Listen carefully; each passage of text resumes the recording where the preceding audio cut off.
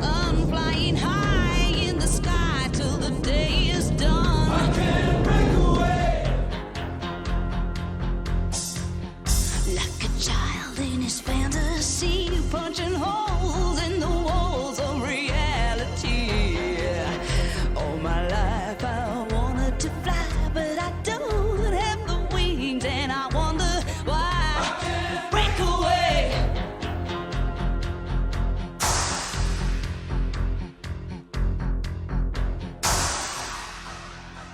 Oh, mama told me when I was young, stand tall, girl, you're number one. But you can be what you wanna be, but you can't change the course of your destiny. I can't break away.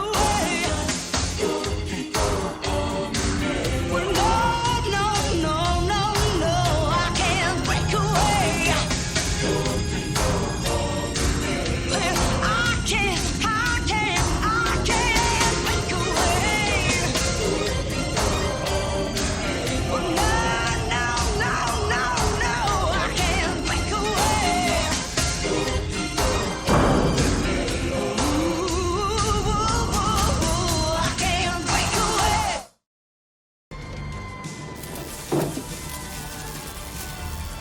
Greetings, my excellent friend. Welcome in, everybody, to Victor's Heavy Metal History, episode 1.37, which we're going to get to in a minute. But obviously, for those of you in the community, the elephant in the room is my dad. The short version of the story is this. I asked my dad to go to lunch today. We had to park about, city block from the restaurant.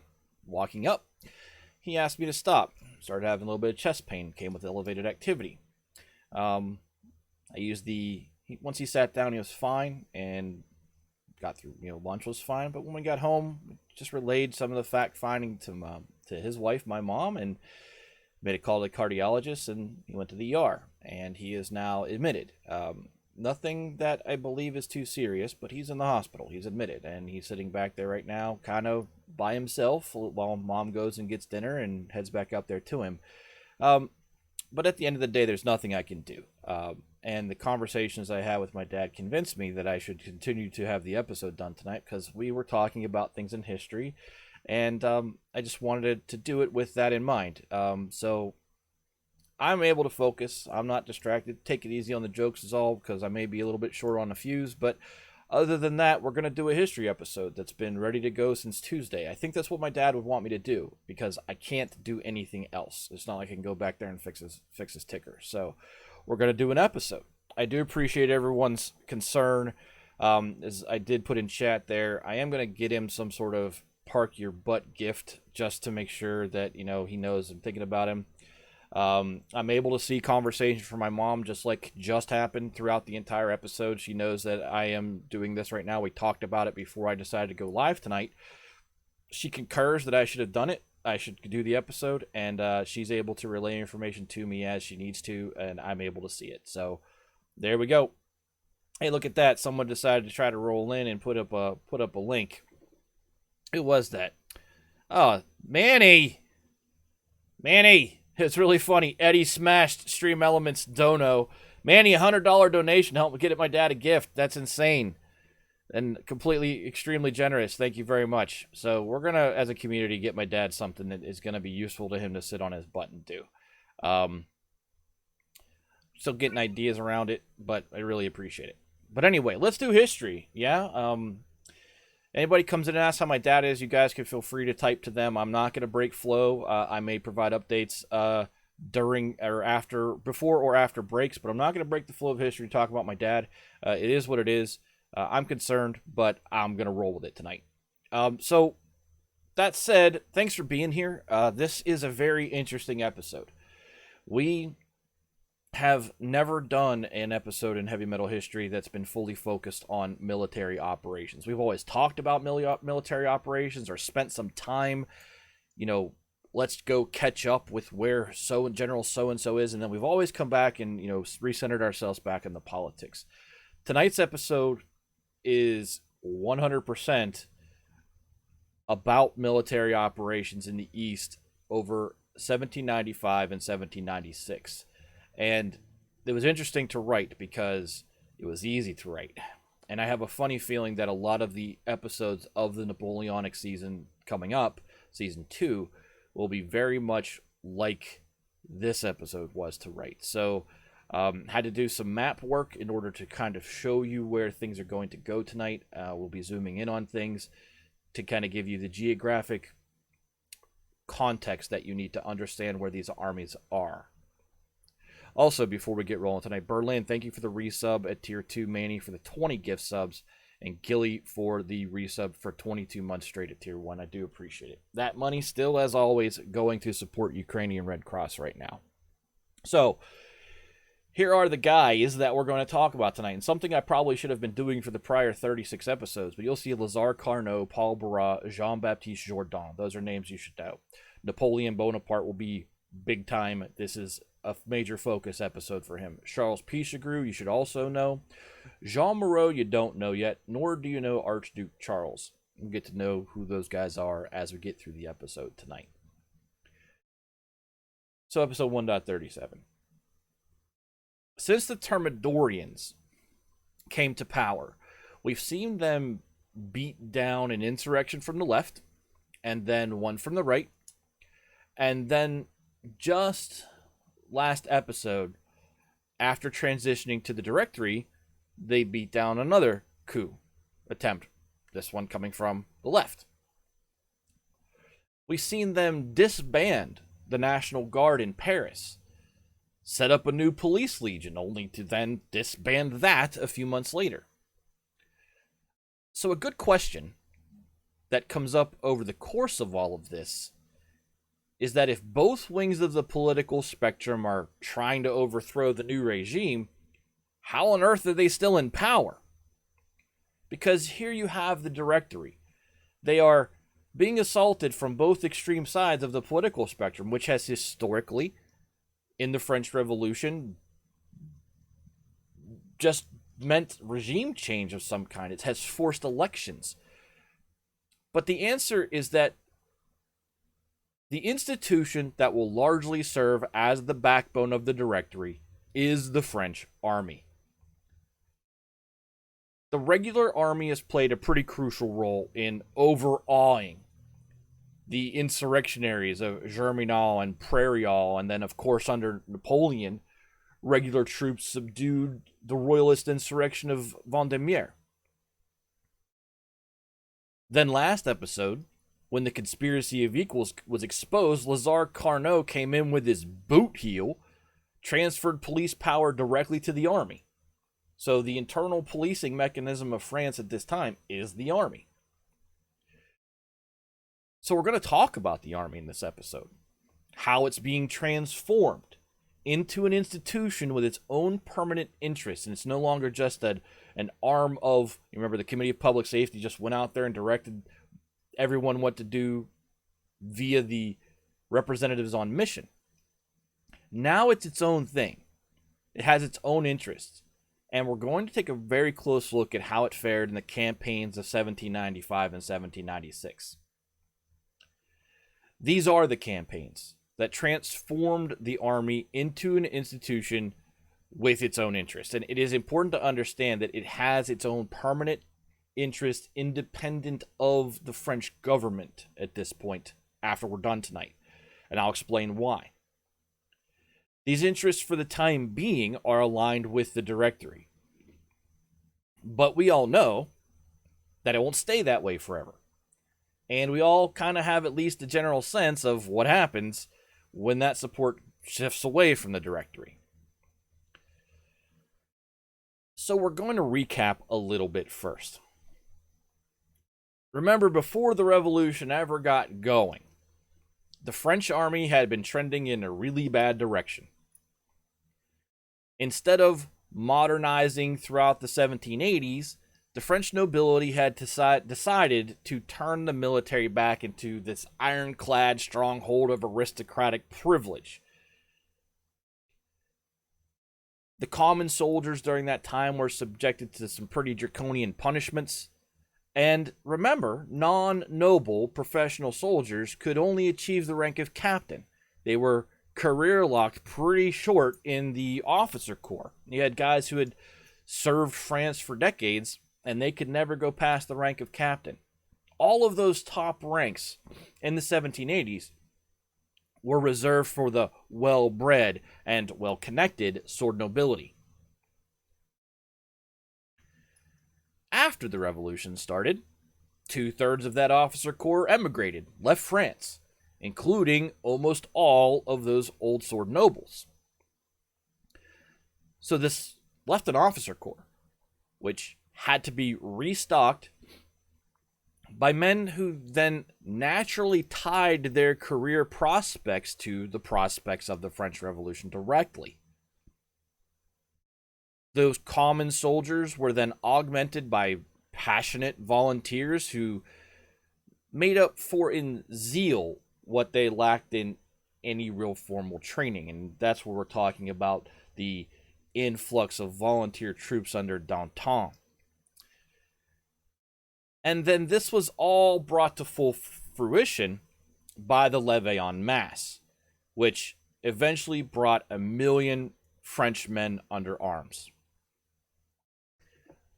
Coupled with the amalgame, which tied veterans to new recruits to quickly acclimate rookies to the rules, responsibilities, and men under arms. These two things, the levée en masse and the amalgame, really super modernized the French army quickly. But more importantly, they industrialized the entire French nation to be an industrial state of war. You remember famously the levée en masse, and I'm paraphrasing, says, the young men will fight, the married men will produce weapons, the women will work in hospitals, the children will pull lint for bandages, the old men will stand on the street corners and espouse the patriotic virtue of our conflict.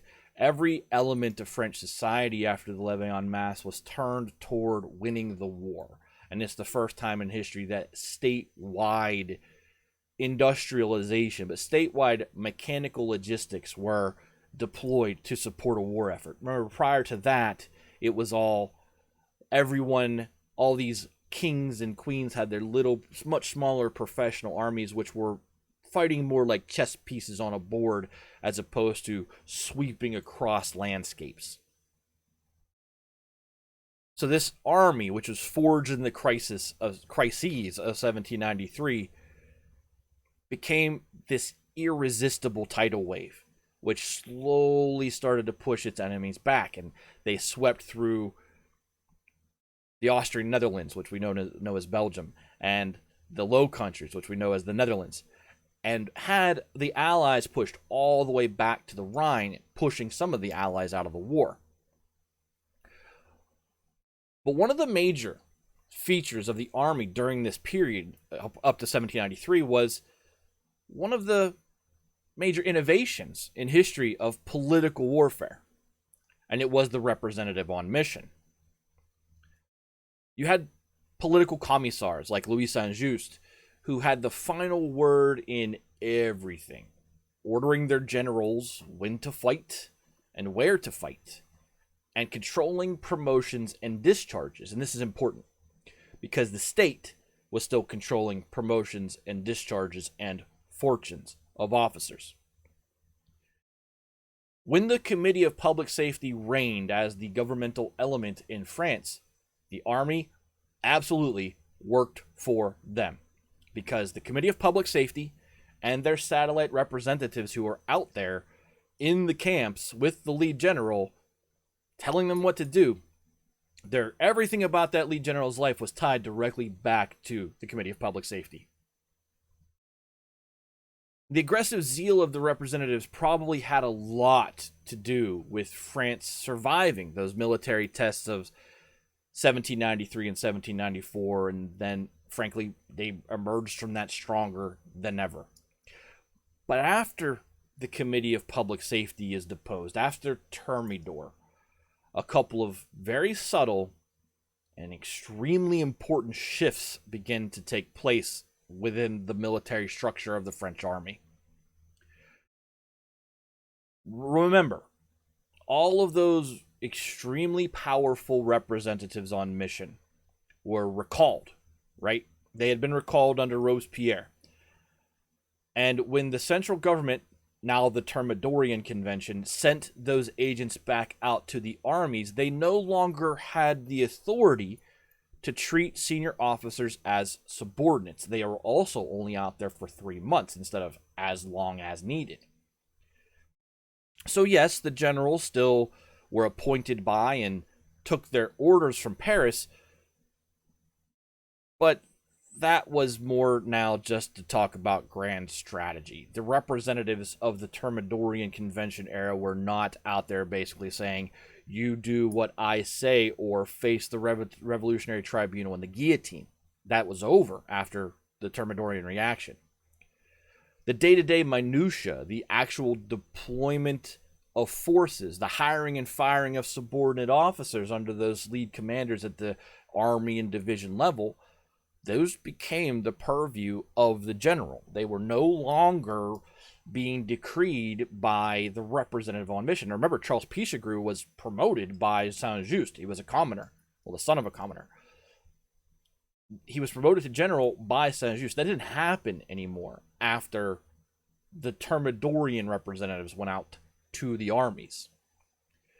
So it didn't take long for the fidelity or faithfulness to whatever happened to be the political ideology of the day to give way to a client-patron relationship between the junior and the senior officers in the field. And this is extremely important because this is the same client-patron relationship under the Marian legions in the Roman Empire, which meant that the soldier would follow the general, even if the general was going against the orders of the central government. In that case, the Senate, in our context, the Directory. So you have loyalty being detached from the central government, and now soldiers loyal to junior officers loyal to senior officers because of this patronage where I got you your job, but it's going to get even more cemented that way. And we'll talk about that in a minute.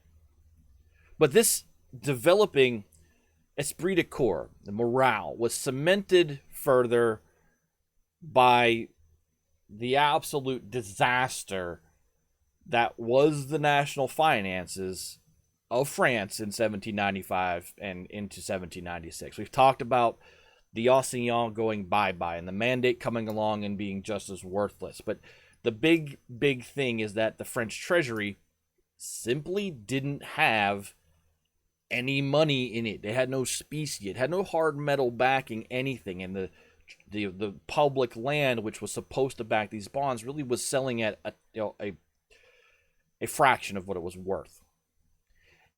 But more importantly is that due to the bad condition of the French economy, it was becoming more and more difficult to keep the armies properly supplied.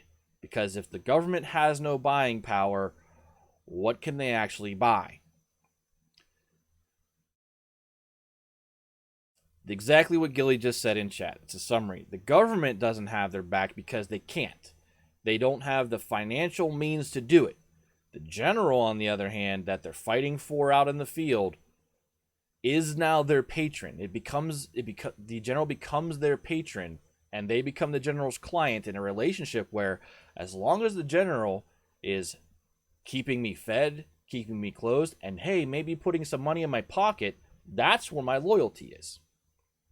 An example of this was when the Army of the North invaded the United Provinces, when they went up into the Netherlands.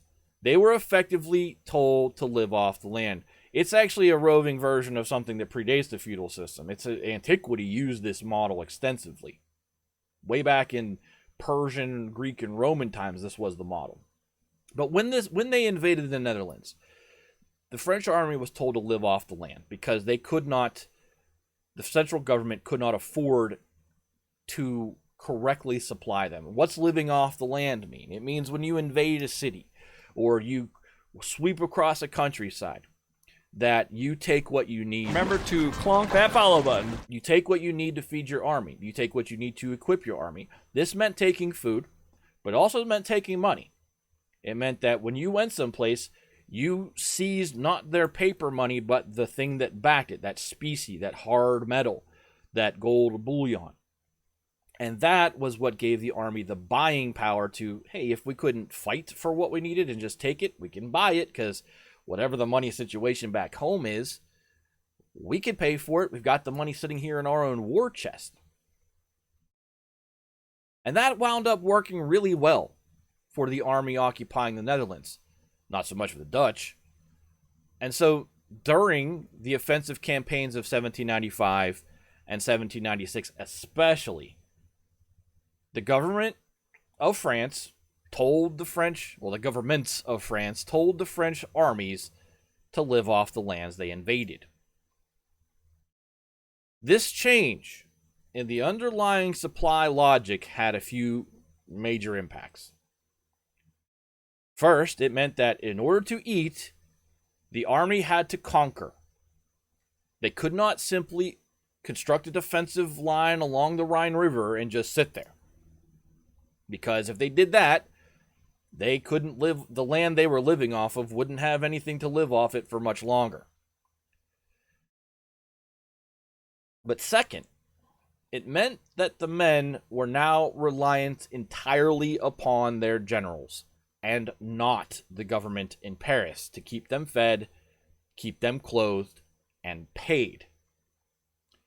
Victory now meant full bellies and some cash from plunder. Defeat meant hunger and poverty. So the men who were fighting in these armies were pretty motivated. Motivated to win for their general, who could then take them to another win, and fill their bellies, and make them richer. This is, by the way, again, as I mentioned, the exact logistical structure of the Marian Reformed Roman legions that led to Julius Caesar being able to inspire the loyalty of his own troops to cross the Rubicon and drive the Senate from Rome on his way to total power. This exact patron-client relationship, where the men believed in Julius Caesar. They were on Julius Caesar's line to success, not Rome's success. And so you're seeing that replicated again here in the French armies. So if a general started to deliver victory after victory in one of the most bountiful areas of Europe, what do you think, and who do you think the troops are going to give their allegiance to? Are they going to care about so much what the French government's saying? Or are they going to care about what their successful general is doing for them and then telling them to do?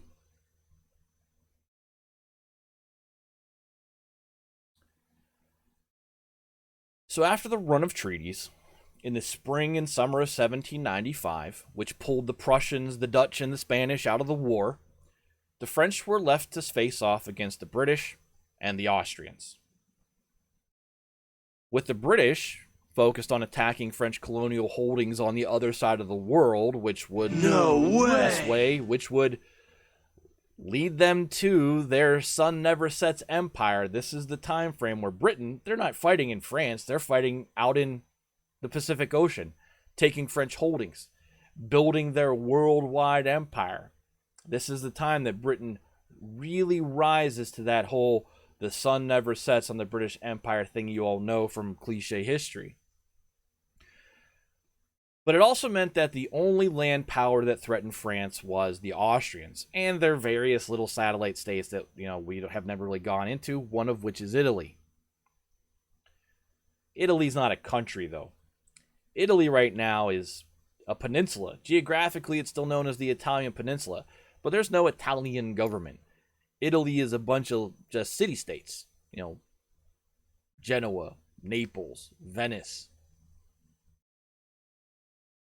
So just as the Thermidorian Convention was handing power to the Directory in the fall of 1795, they ordered two major armies along the Rhine to go on the offensive with the intention of seizing all of the major strongholds on both sides of the Great River. Now, the map I have in front of you tonight with the orange, the yellow, the green, and the blue is actually a German map. But the coloring is the Rhine River in its various stages. In history podcasts and books, you'll hear the terminology the Upper Rhine, the Middle Rhine, and the Lower Rhine. The Upper Rhine is actually in the south. It's that green area. The Middle Rhine is the yellow area, and the Lower Rhine is the orange area. That's because it drains out of the Alps and into the sea. The central prize of this 1795 campaign was the great fortress city of Mainz, with the true central prize of the campaign being all of the money that was in Mainz. So here is where Mainz is. I'm going to leave this zoomed in because you already know the people that are involved in this section of it. This is where Mainz is. Jourdan and Pichegru are going to be giving command of different armies, and these are their movements, which I'm about to describe. The French armies in question were both forces, north and south, a little over 60,000 strong. So you had 120,000 men under arms. And they were led respectively, as is shown on the map, by Jean-Baptiste Jourdan in the north and Charles Pichegru in the south. In between those two French armies, down closer to the river, sat a third, much smaller French force. They sat on the west side, the left side of the bank of the Rhine, right next to Mainz. And they were simply attempting to blockade the city. Basically, keep traffic and commerce from going into the city. But you cannot effectively blockade a city from just one side. If it wasn't enveloped from the east, the city was never going to fall. The overall strategy for this campaign for the year, and this is really the fall of 1795, the autumn of 1795. The overall strategy for the year was developed back in Paris by, guess who? Lazare Carnot, who's been the overall strategic mastermind of the war for a while now for the French. He was convinced that a double pincer, which is two forces coming around and meeting in the back to envelop, he was convinced that a double pincer would crush Austrian resistance in Mainz. And he may have been right about that. It might have worked. Except General Pichegru seemed suspiciously disinterested in holding up his end of the pincer with Jourdan. Now, opposing the French for the moment was the main Austrian army of the Lower Rhine, though the army of the Upper Rhine was being hastily reassembled in the Black Forest to reinforce Austrian defenses. So Jourdan crosses the Rhine first in September 1795, and he seizes Dusseldorf, which is the first city you see that arrow going to. He seizes Dusseldorf. And then he turns south along the river. The main Austrian army then moves north. And I don't have that illustrated here because it's really, the movements aren't that big of a deal. The red arrow that represents the Austrians is for a secondary force we're going to talk about in a little bit. But the main force of the Austrians moves to meet Jourdan. And when they do this, it allows Pichegru to cross because they don't have a force down there to defend against him. The army of the Upper Rhine isn't there yet. So Pichegru crosses the army or the Rhine without much difficulty south of Mainz. He just gets across, no big deal. Jourdan's facing the Austrian army coming up to him, and Pichegru gets across. And then Pichegru captures Mannheim, which is the first city that you can see his arrow going to on the map. He does so without firing a shot.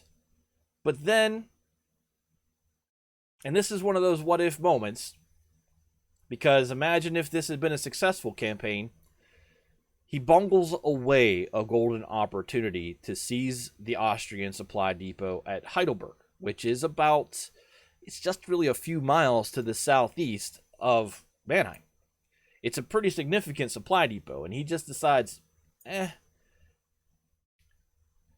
Pichegru taken Heidelberg, the Austrian position along the Rhine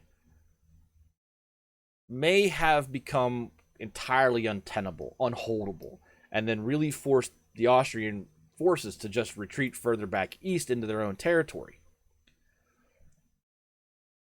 But instead of prioritizing this supply depot, Pichegru sent just 2 divisions to try to capture it. And in retrospect, Pichegru was making a good show of trying to capture it. But those 2 divisions were defeated by the actual Heidelberg garrison. The garrison of the town defeated those 2 basic divisions on September 24th. And it's categorized historically as a blunder, but I'm not sure it was a blunder. I'm pretty sure it was intentional.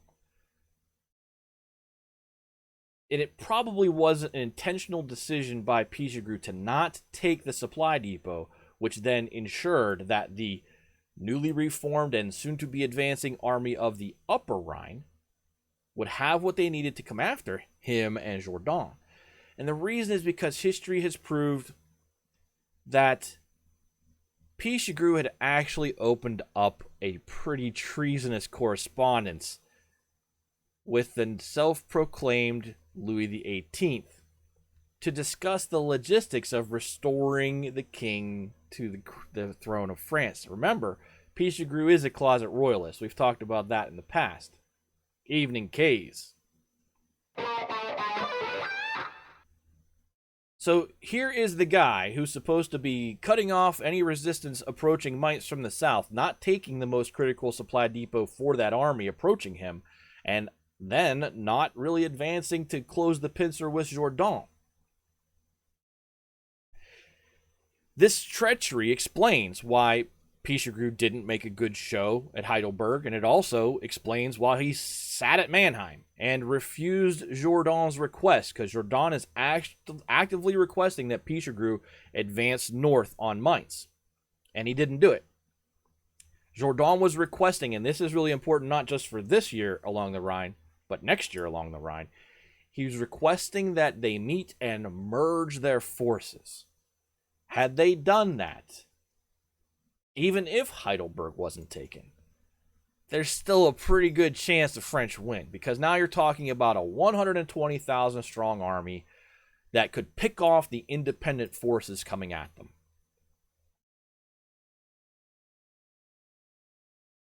Instead, Pichegru's stalling gave the newly forming Austrian army of the Upper Rhine, which is coming in from the south on that red line, really crucial time to get itself together. Race north to Heidelberg. They got properly equipped there because it was a supply depot. And then they attacked Pichegru as he sat in Mannheim on October 18th. So he sat there for a month. Excuse me. And so what Pichegru did is he left 12,000 men behind in Mannheim and withdrew back across to the west side of the Rhine in the face of that army. His stated purpose was, we had to go back and regroup, but maybe not, and probably not. It's probably not what Pichegru was up to. So now that's where that dark blue line comes back across the Rhine. But you still have General Jourdan up in the north of Mainz, advancing down on Mainz. And he tried to surround the city himself, but he was stymied in that effort. The Austrian army of the Lower Rhine, so that's from the north, approached in a wide flanking maneuver that Jourdan tried to deflect over October 11th and 12th, so just a little bit before Pichegru was pulling himself out.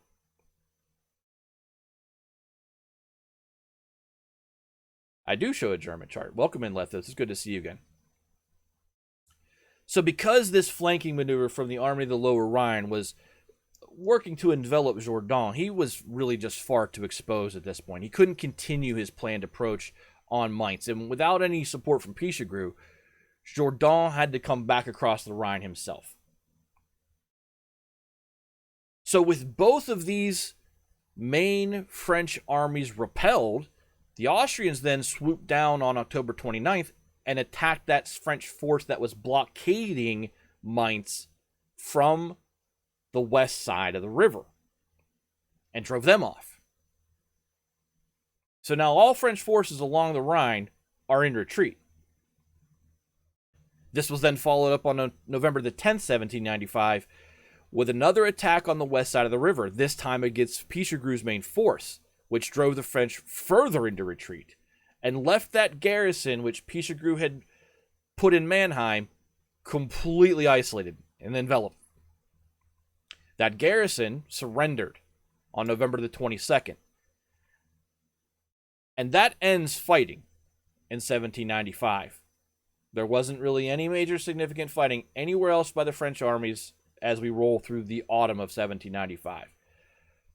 So this brief campaign for the French in 1795, after the Directory comes to power, doesn't go well at all.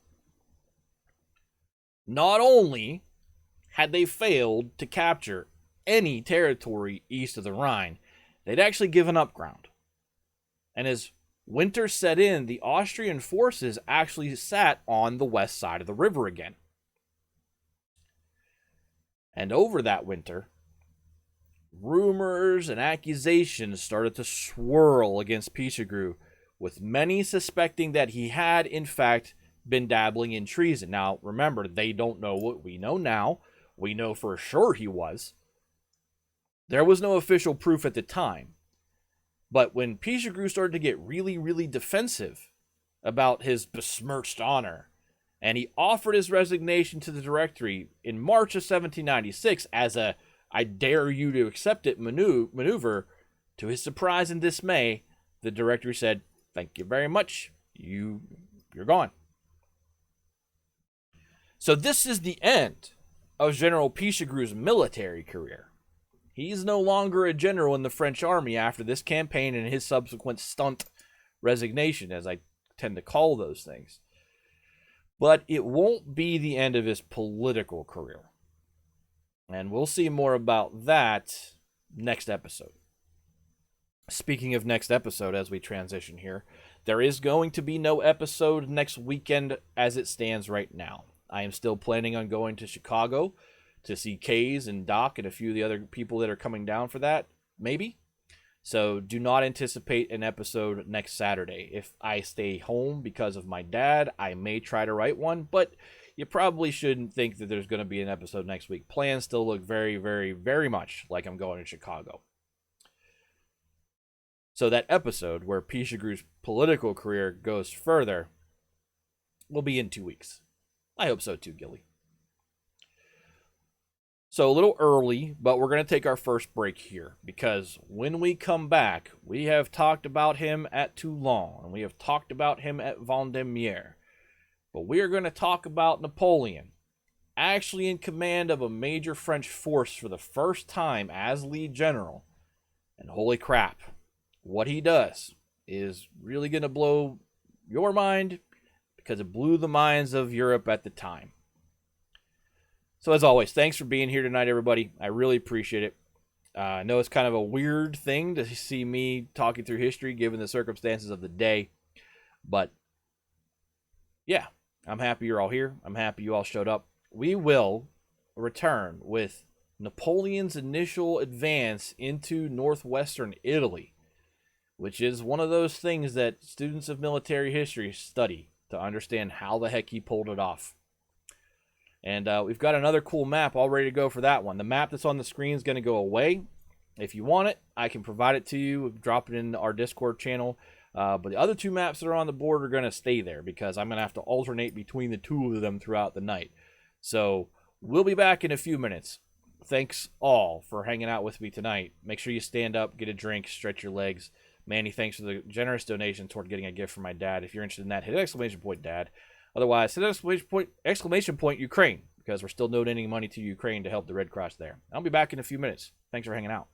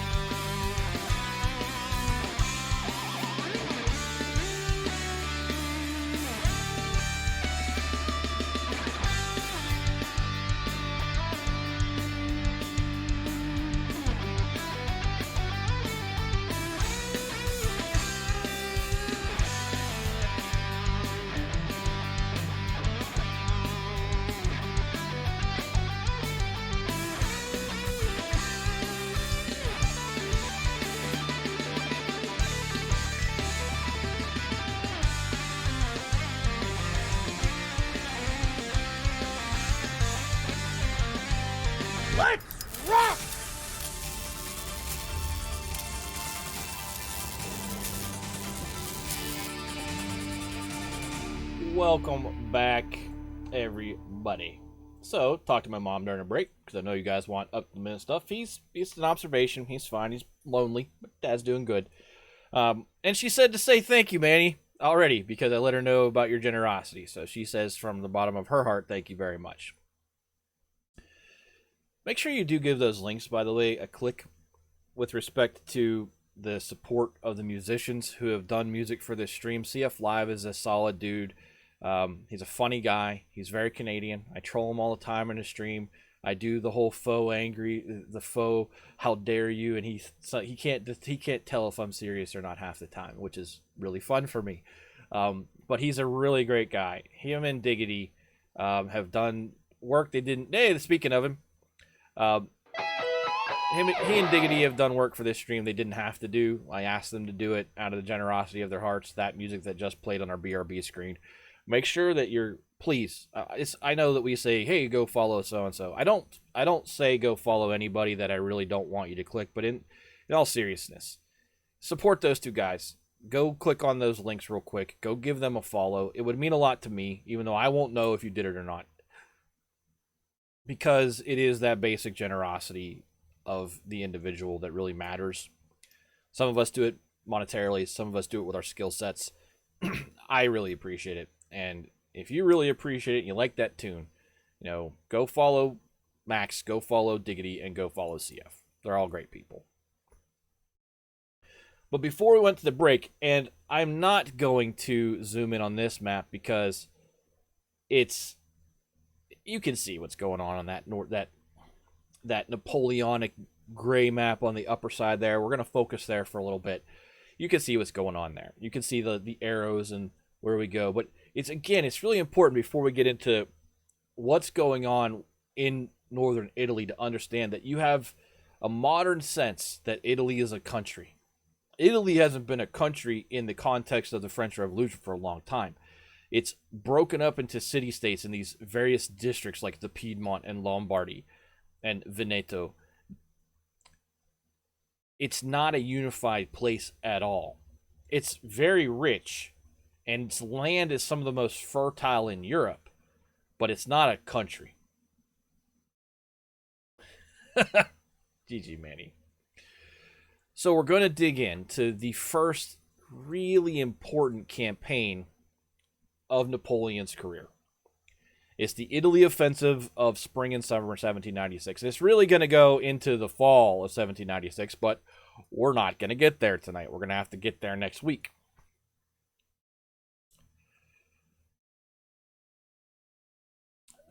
Pieces of it were, Gilly. Because Remember to clonk that follow button. Membership in the Holy Roman Empire at this point in history is really hard to parse out, because the Holy Roman Empire was an empire with electors. They elected their emperor, which had basically been the Austrian king for forever. But this period of time is the true death of the Holy Roman Empire. Its actual death, like the actual last Holy Roman Emperor, isn't until the end of World War I. But the real death of it as a political construct is Napoleon, right? So yeah, pieces were, remember, the Vatican's not too far south on that map either. We're going to talk about the Pope tonight too.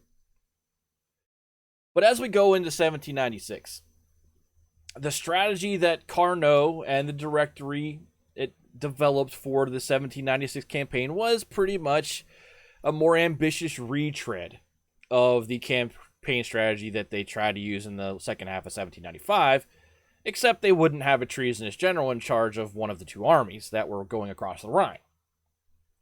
The main theater, again, was intended to be the Rhine, with two great French armies, again, crossing to, do a great pincer move to envelop the Austrians again. They really didn't change their plan at all up north. But to help relieve the pressure on those two armies, Carnot also decided to open up a secondary front in Italy, which would hopefully tie up enough Austrian forces who now had to consider their southern flank and give the French a freer hand up in Germany. So you have to remember, the intention here, as Napoleon drives into Italy, was for him to be a nuisance, so that Jourdan and Moreau, who will be the new commander of the army of the Southern Rhine, could complete what they actually wanted to do: encircle Mainz, get their money, because the financial situation in France is still pretty crappy. So to open up this second front, Carnot, with some significant prodding from his fellow Directory member Paul Barras, finally acquiesced. Carnot did not initially want to put Napoleon Bonaparte in command, but here we are. He eventually does put a super ambitious 26-year-old Bonaparte in field command of the French army of Italy. Now remember, after Vendémiaire, Napoleon's a big deal, right? But he was promoted to command the army of the interior of France at that time, which was a reserve force that was basically doing those police duties inside of France and more or less acting as like a Praetorian Guard for the directors themselves. That promotion, by the way, to commander of the army of the interior also came after some significant prodding from Barras, who told his fellow directors at the time, quote, "Promote this man, Bonaparte, or he will promote himself without you," end quote. Then, instead of giving Bonaparte the command vacated by Pichegru, which is another great what if, Carnot gave Bonaparte command of the 60,000 strong army of Italy, which was probably, from Carnot's estimation, designed to bury Napoleon in what was, without a doubt, the most disorganized and demoralized of the French forces. But we're talking about Napoleon Bonaparte. He wasn't going to be relegated to obscurity that easily, nor did he think the command in Italy was really as bad as Carnot and everyone else around him thought. It was in bad shape. There's some really great anecdotes in Napoleon Life about how when Napoleon arrives to his command along the French Riviera where they're stationed, the army is in bad shape. Like, soldiers are not being fed regularly. They haven't been paid in a long time. And you have to imagine that his generals, the general staff when he arrived, were kind of like, who's this guy? And that's kind of what their attitude was for a very short period of time. They all kind of scoffed at the idea that Napoleon was going to come in and have any difference in this very much neglected and ignored army. It didn't take them very long to realize, in that whole client-patron model, yeah, this guy's the guy we're hitching our wagon to. Very quickly, those all of the command staff turn around. The ones Napoleon kept, he did fire a few of them. You have to remember, Napoleon has already served in this army. He was general of artillery in 1794, and he had plotted its successful advance up the Alps and into the Riviera. Yeah, the army of Italy had been entirely neglected. Pay was months behind. Many of the soldiers lacked simple, basic, proper clothes and shoes, and supplies for everything were really short. And the other problem that Napoleon has with his force when he gets there is they're not really doing anything. Idleness in an army is a really bad thing for morale. I speak from personal experience. Historically, it's true. Anytime an army sits around and twiddles its thumb, it's never good for the army. Either the readiness drops, which was the case in the army of Italy, or they become mutinous. And that's what also happened. The idleness and deprivation that had kind of set in the army of Italy prior to Napoleon's arrival had led to a destruction of their morale. And it had led to like small mutinies cropping up with fairly disturbing regularity within the army, but not the whole army. So this was the army Napoleon inherited in March of 1796 for his very first field command. You have to imagine that for most people, this would be like being handed the 20-year-old rust bucket junker that their dad just happened to have laying around and kind of laughed at. Yeah, sure, you're going to go party in this thing. It doesn't even run right. Napoleon took a look at it and said, yeah, I can work with this. And that's exactly what he did. He took this junker of a French army and turns it into probably the best French fighting force of the year. Well, not probably, absolutely. So Bonaparte starts reorganizing, starts redisciplining his men immediately. And you have to understand, and I'm not a Napoleon apologist. There are people who, yes way, I'm not a Napoleon apologist. I admire the man immensely because of what he was capable of. Napoleon was an unceasing laborer, much like Julius Caesar, who was his idol. Never stopped working. He was also a ridiculous micromanager. He wanted his hand in everything. It serves him well here because he has his hand in everything involving the rehabilitation of this army. He starts to jot down theories and thinking about all the stuff he had kind of been arranging in it for himself mentally pretty much his whole life. So for the campaign strategy, he develops a campaign strategy after poring over topographical maps and intelligence reports about the terrain and the positions of the armies that he was up against. Very routine thing for a general to do. He just starts assessing his situational awareness. He puts it down and says, where am I, where are they, and where is the ground? But remember, Napoleon, you remember when he was tasked to go out to the Vendée and said, I'm sick, I can't go? Where did he work during that time? He worked in the topography department of the French army in Paris. And while he was refusing to take his assignment in the Vendée, he was in what was central intelligence for the French army. Not only were they the ones producing the maps and analyzing the terrain, they were also where most of the intelligence ran through. So he had a pretty good handle on the northern Italian topography before he ever got there. But he didn't just lean on that. He went back to school once he got there and made sure everything he knew about it was what the situation was. The French occupied the Riviera, the coastline, up to the neutral Italian Republic of Genoa. So you see Genoa on the map. They hold that swath of land pretty much running up to Genoa at this time. That's the Riviera. A raid against Napoleon, and I don't have the enemy armies here at all because it would be impossible to show them advancing and retreating on one map. But standing between Bonaparte and the Piedmont to his north was the Ligurian Alps, massive mountain range, which runs between the coast and this rich and really beautiful country that is the Italian Piedmont. Rich in terms of money that was there to be had, but also in terms of it's one of the most fertile areas for crop and agriculture in the world. Also standing between Bonaparte and the Piedmont were two armies. To his east, so more to the kind of Genoa side of the advance, is the Austrians. There's an Austrian force about 28,000 strong. Remember, he's 60,000 strong. 60,000 strong with an untested and kind of not fully refurbished army.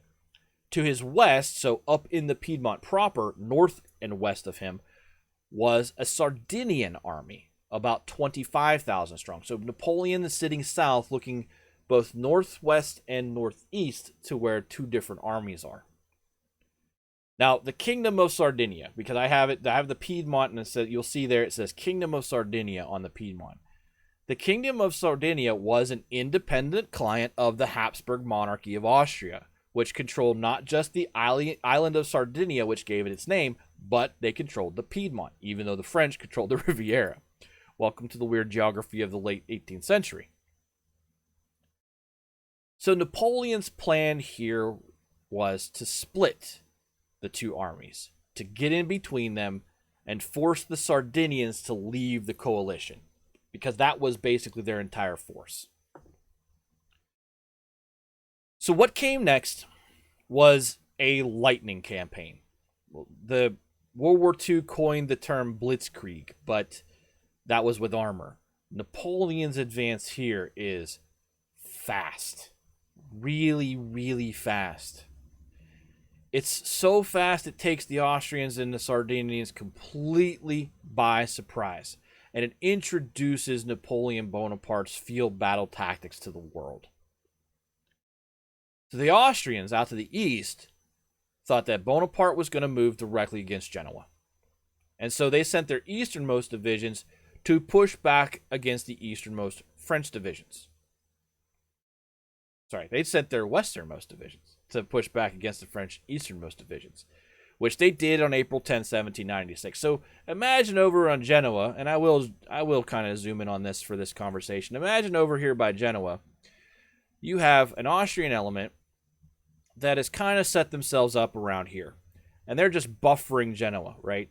And they're engaged a little bit with whatever the flank defending force of the French army is, right around here. And the Austrians were just doing that because they thought, hey, this is where Napoleon's going to come through. They're going to advance. He's going to advance right on Genoa. It's the only thing that makes sense. He certainly can't go through the Alps, right?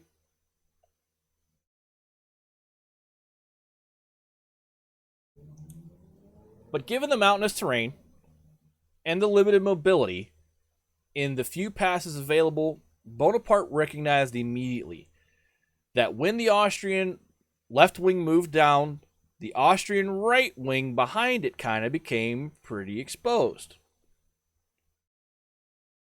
and really dangerously isolated. So Napoleon forced marched his men up one of the central passes and savaged the Austrian right at Montagnat on April 12th. So the battle between those two forces takes place. I need my eraser because I clicked here. It takes place right at Montagnat. So these two forces engage here.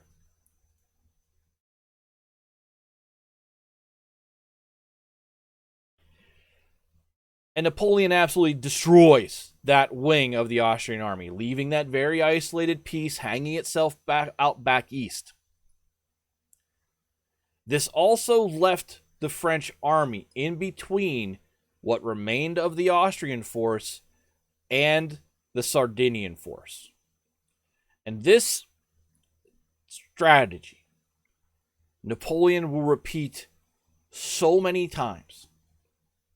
It's called the strategy of the central position. He'll use it over and over and over throughout his career. In basic terms, it means when you have two armies that are not linked, get in between them. Why did this become a hammer and anvil situation? Napoleon was moving too fast for them? That's part of it. The key thing here is these two armies were not linked. They were not a combined force. Napoleon gets in the middle of them, and what's he do? He smashes that wing of the Austrian army. Then he says, okay, that job's done. And he turns back around and he looks at the Sardinians, who he outnumbers 2-1. This strategy of the central position is designed to do exactly this. Get in between two forces, smash one, smash the other. The whole idea is to prevent them from linking up, because had they linked up, it's a force of 55,000 men facing a force of 60,000 men. By taking the fight to one force and then the other, he's able to preserve his numerical advantage and therefore preserve his army. He does this on his maiden campaign in Italy a couple times. But he's not the only guy in 1796 who does this maneuver. Someone we're going to get to in a little bit also pulls it off, but it's made famous by Napoleon. The tactic of the central position is made famous by him. Yes, it's because they weren't working together. They weren't linked up. And the concept of preventing a superior force numerically from combining, fighting smaller elements of it, is what lets smaller forces win. It also is what lets a larger force dominate a piece of an army which is smaller than it. Yeah, he's quite flanked if they were working together, but also remember that the large piece of the Sardinian army is on the other side of the Ligurian Alps. So what Napoleon does is he leaves a rear guard to just kind of keep an eye on what the Austrians are doing after he decimated them. He wants to know what that other remaining piece they didn't commit is doing. And he turns west directly. and he plunges hard at the Sardinians to force them into a fighting retreat. And he relentlessly pursues the Sardinians. There were a series of running battles as Napoleon left Montagnat as they got to Mondovì on April 21st. And the Sardinians were simply exhausted. They had a superior force on their heels. They had been basically fighting a rearguard action all the way away from Montagnat. And Napoleon crushes them. Just completely annihilates the Sardinian army from being a useful force. And the important part here is it leaves the road into the Piedmont open. So you have an Austrian army. What's left of everything here is, half of an Austrian army out to the east. The Sardinians are pretty much done. Napoleon still has effectively a 60,000-man fighting force at his command. The Sardinian general at Mondovì asked for an armistice. He said, we're out. We don't want to be a part of this anymore. And Napoleon starts to have that dialogue, but not with the general, with the king of Sardinia. And what he does while he's kind of negotiating is he drives his army north. He takes as much territory as he can while they're talking, and he plunges his army into the Piedmont on the other side of the Ligurian Alps. The King of Sardinia offers then total capitulation on April 24th. So 3 days it took Napoleon to get from Mondovì through the passes that were open to him because he had studied the topographical maps into the Piedmont on the other side of the Alps. He was in the Alps fighting at Mondovì. It's not like he did a Hannibal-like run in 1/8 of the time it took Hannibal. But he was into the wide open fields of the Piedmont within 3 days after his victory at Mondovì. Again, speaking to the speed at which he is moving 60,000 men. As a part of this armistice, this total capitulation offered by the King of Sardinia, the Sardinians were completely knocked out of the war. They were no longer fighting for their client, the Habsburg monarchy, the Austrian Empire. But more importantly, the Sardinian king granted Napoleon free passage through the entire Piedmont. So he's now free to navigate north of the Ligurian Alps. What's really striking here is in 2 weeks, Napoleon was able to do what the French had not been able to do for 3 years. Knock the Sardinians out of the conflict and acquire actual ground passage into northern Italy proper by getting into the Piedmont. It's striking on its own. It really is. This seems like, he fought 2 battles and then he got north fast. But you have to imagine the people at the time, like, what just happened? Because that had been a dead front. There had been no way to do what he just did. The Sardinians and the Austrians would bottle up whatever French army went down there.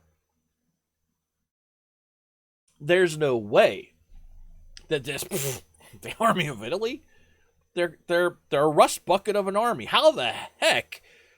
Who? Napoleon? You mean that guy from Vendémiaire? And their legend grows. Napoleon was just getting started. Yeah, I found an army here. I figured I'd do something with it. That's a pretty fair statement. So having conquered the Sardinians in 2 weeks, which he did, the rump of the entirely now shell-shocked Austrian army retreats into Lombardy. So, we come back over here. I'm going to draw a dot there because I'm clicking behind my notes. So, I'm going to erase this because they're no longer there. The Austrians, now seeing what just happened over here, decide, and they retreat into Lombardy. And they retreat pretty north into Lombardy. So that's just to give you an idea of it. I'm going to erase that arrow and zoom my map back out a little bit, so you can see all of Italy again.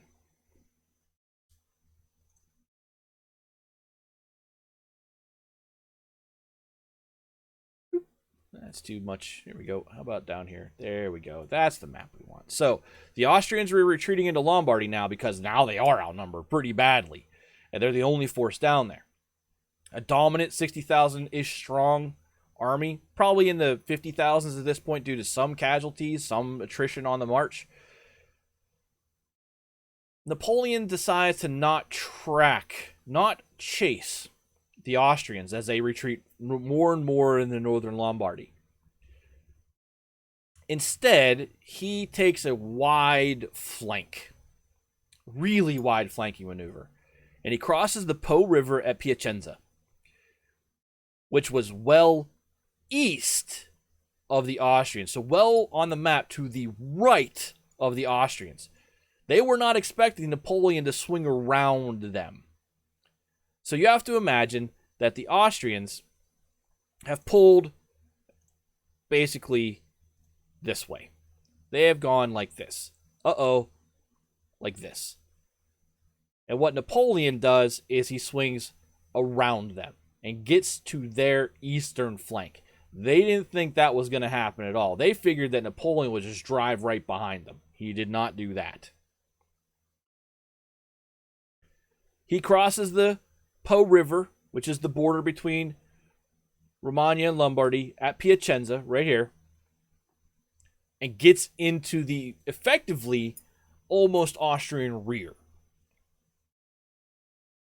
All this sudden appearance of the French in what was their effectively rear did was force the Austrians to pull back again. Bonaparte's army gives chase and finally catches up with them at a river crossing at the town of Lodi, or Lodi. Lodi is famous. The Battle of Lodi is extremely famous in Napoleonic legend. It would cement two very famous contributions to the mythical lore that was now starting to build up around this guy. First, again, Napoleon is a micromanager. He's always been interested in the minutiae of warfare. And he was infamous about wanting to have his fingers involved in everything that was going on in his army.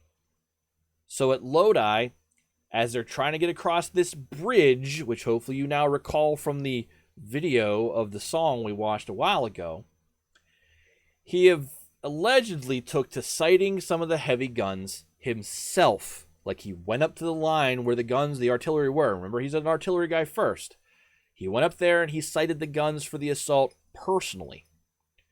Now, this was a job that was normally done by a corporal in the army. And this is how Napoleon gets his most famous, if maybe a little bit apocryphal, nickname. This version of the story is how Napoleon earned the nickname the Little Corporal. The second piece of lore around Napoleon, and it really is that with him, it was after this victory at Lodi that he wrote himself that he felt he was, quote, certainly a man of high destiny, end quote. So it's more about this victory at Lodi and what it did for, yeah, he's been successful. He's done something remarkable already. Now he's starting to feel his own mojo. His own confidence level begins to skyrocket here.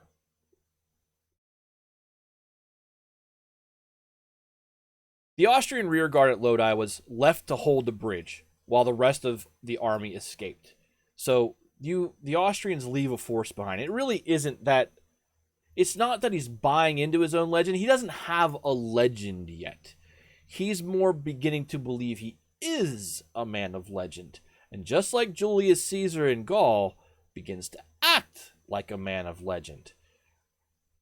Remember to clonk that follow button. Napoleon's also a guy who understands how propaganda works.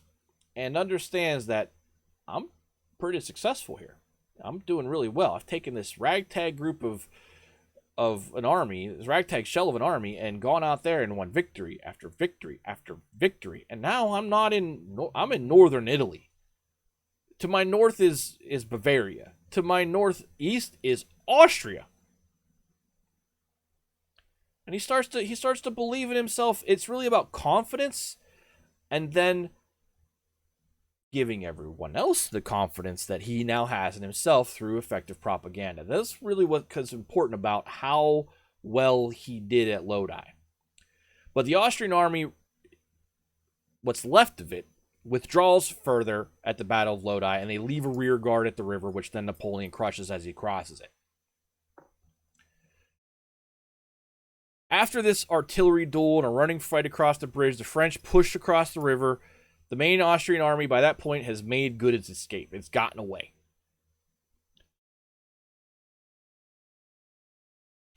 The immediate effect of the Battle of Lodi was that it left Milan weakly defended, the city to its northwest, by just a few thousand Austrians. Again, you have a force that's around 52, 53,000 at this point of functioning military in the French army of Italy under Napoleon, looking to their northwest and going, Milan is a big, rich city. And inside that city, it's a couple thousand Austrians held up in the citadel, which is that central strong point within the city. The last stand of a siege, that's where you go.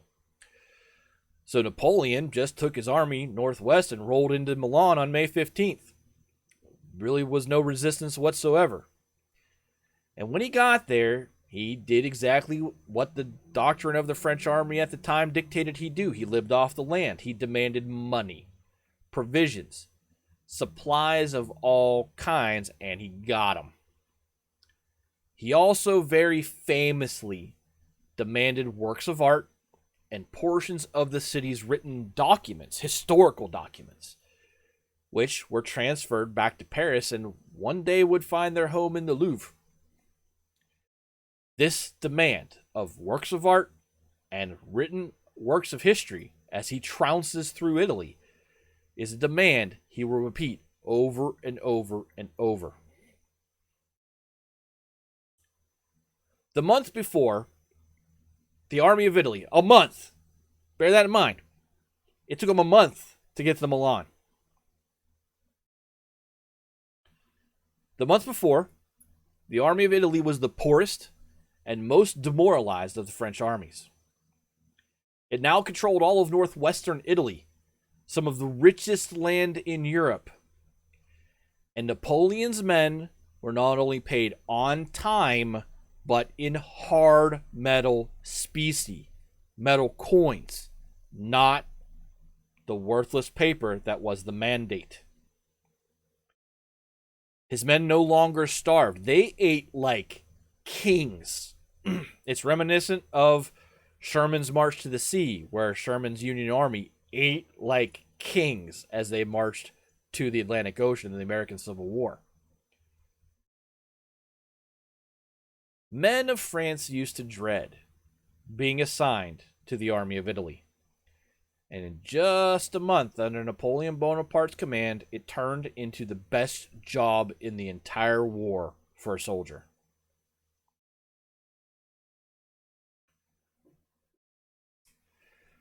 So after getting driven back again and again, the Austrians set up a line to protect their central protective fortress for the whole of northern Italy, because now as you get north of Milan and around this area, you're into mountains. This fortress's name is Mantua, and I'm going to zoom in on Mantua for a second because Mantua is really important.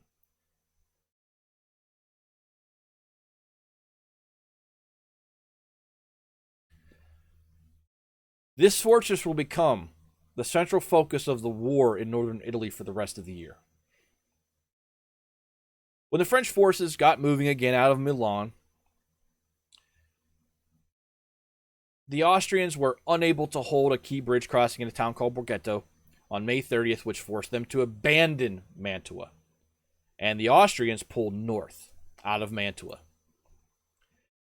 This left 12,000 Austrians garrisoned inside this fortress city, and it was a fortress city, to hold off the inevitable French siege until hopefully Mantua could be relieved by a relief force coming down from Austria itself. Remember, Napoleon was supposed to be a nuisance down here, right? Draw forces away from the Rhine. make it so that the Austrians had to commit to two fronts. Well, he's certainly done that. Watching all this unfold to their north, the rest of the Italian peninsula became very eager to come to terms with Bonaparte, now that they were all entirely defenseless, because south of this, down along the peninsula, is the Vatican, various other remaining Italian city-states that are their own, their own sovereign entities, but they all say, uh-oh, that Austrian force that was supposed to be our patron and defend us, they're gone. They're north of Mantua now. The French are probably going to take Mantua. So in exchange for peace with Napoleon, the various city-states of Italy, and most especially Pope Pius VI, they offered up all manner of supplies and riches to the French army, including gold bullion. The Vatican is now paying Napoleon directly to not attack Rome. The French also spent this time requisitioning and plundering at will as they lived off the land. Fairly recklessly, to be honest, at the beginning of the campaign, but now under a more methodical and ruthless style that was being micromanaged by Napoleon. And here's the really important thing about this. By midsummer, crate upon crate upon crate of riches, artwork, and food and historical documents were being sent back to Paris after Napoleon had taken care of himself and his officers and his army, of course. But this flow of money coming out of Italy completely restocked the depleted French treasury, much to the delight and absolute amazement of the Directory. They went from being broke to being, we're perfectly okay in 3 months.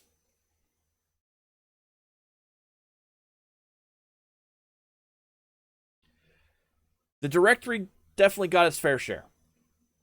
But Napoleon and his senior officers did peel off quite a bit of the spoils of war for themselves. The campaigns in Italy made Napoleon and his senior staff extremely rich men. This is important as well for Napoleon because up until this point in his life, he's been fighting against the debts of his father. His dad was the Corsican representative to the court of Louis XVI. And when he died, he left his family in significant debt. It's one of the reasons Napoleon was absent from the army a lot, is because he had to go home to try to figure out how to make his family solvent. Those problems are over now.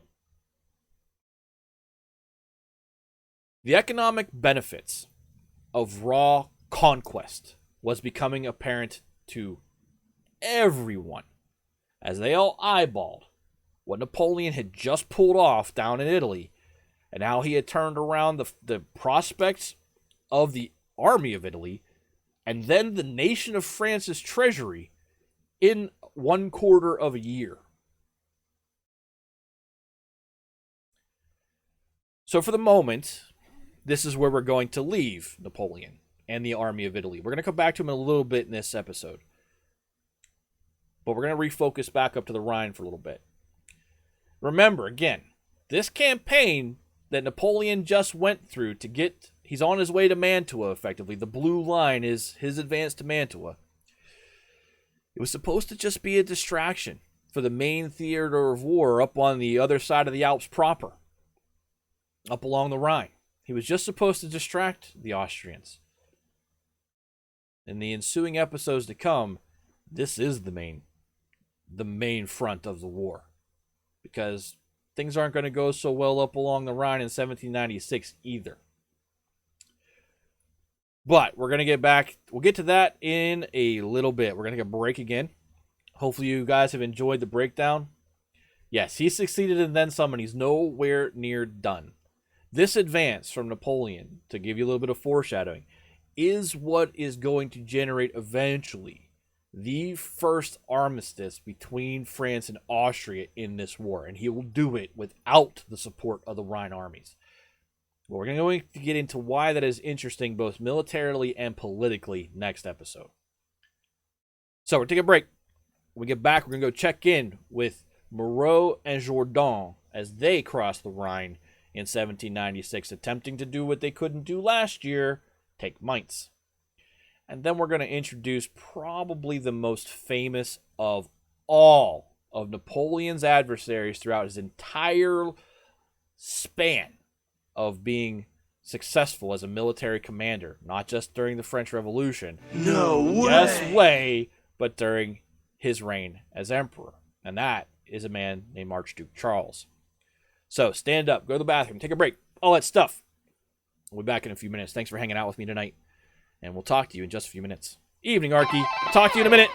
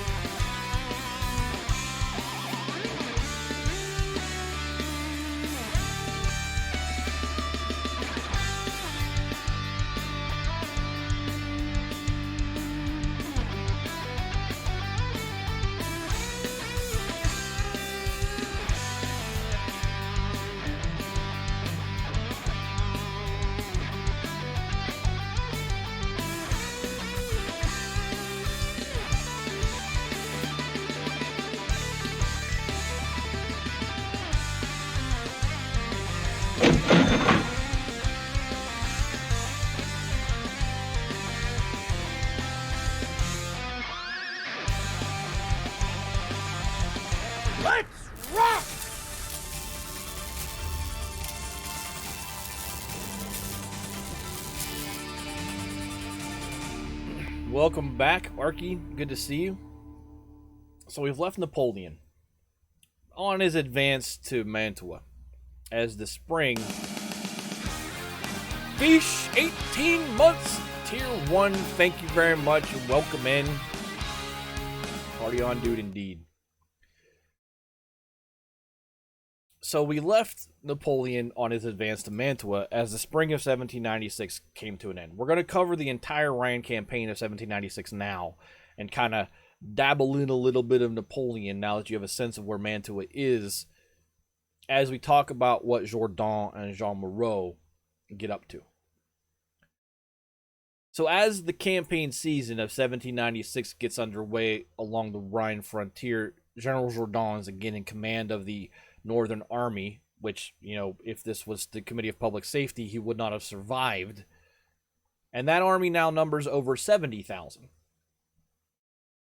And to replace the now probably treasonous General Pichegru, the Directory promoted Jean-Victor Marie Moreau. So a little bit on Moreau. He was the son of a lawyer.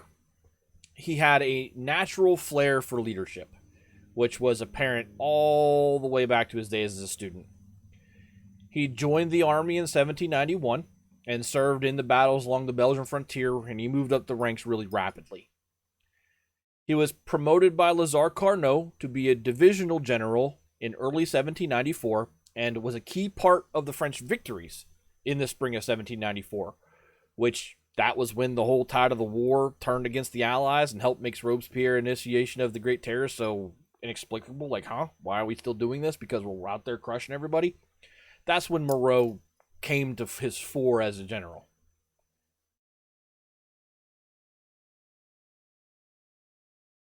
So as I stated earlier, the plan for the Rhine in 1796 was just a more ambitious version of what they had tried to do in 1795. Jourdan again crossed the Rhine at Dusseldorf. Moreau would cross down near Mannheim, the same place that Pichegru had crossed. And then they would push the Austrians back and siege Mainz, and then plunge deep into enemy territory, as deep as they could, because the armies, even though Napoleon's about to solve the financial problem, the armies are still operating off of a live-off-the-land policy because they had to feed themselves, so they had to continue to advance. But facing the combined force of these two French armies, which numbered 140,000, there were now 170,000 Austrians, which you think would preclude a successful French invasion. The problem is those 170,000 Austrians were dispersed all over the place.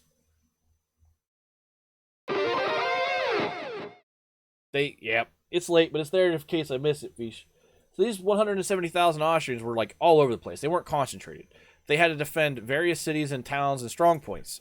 So they weren't concentrated to face either one of the 70,000 strong French armies coming at them.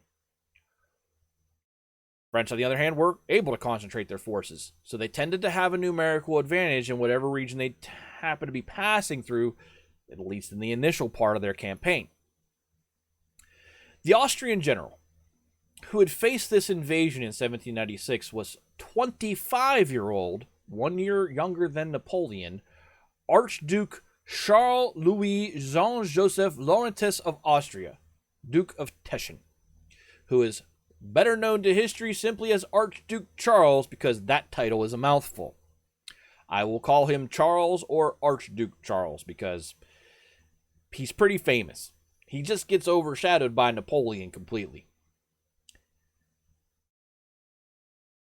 It's worth mentioning him first because he's going to get really, really high marks. He's a 25-year-old general who's basically in overall command of the defense here.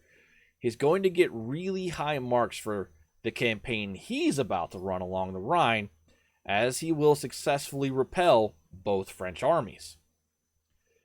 But more importantly, he's going to go down in history as one of Napoleon's most capable opponents all the way through the Napoleonic era. They're the same age.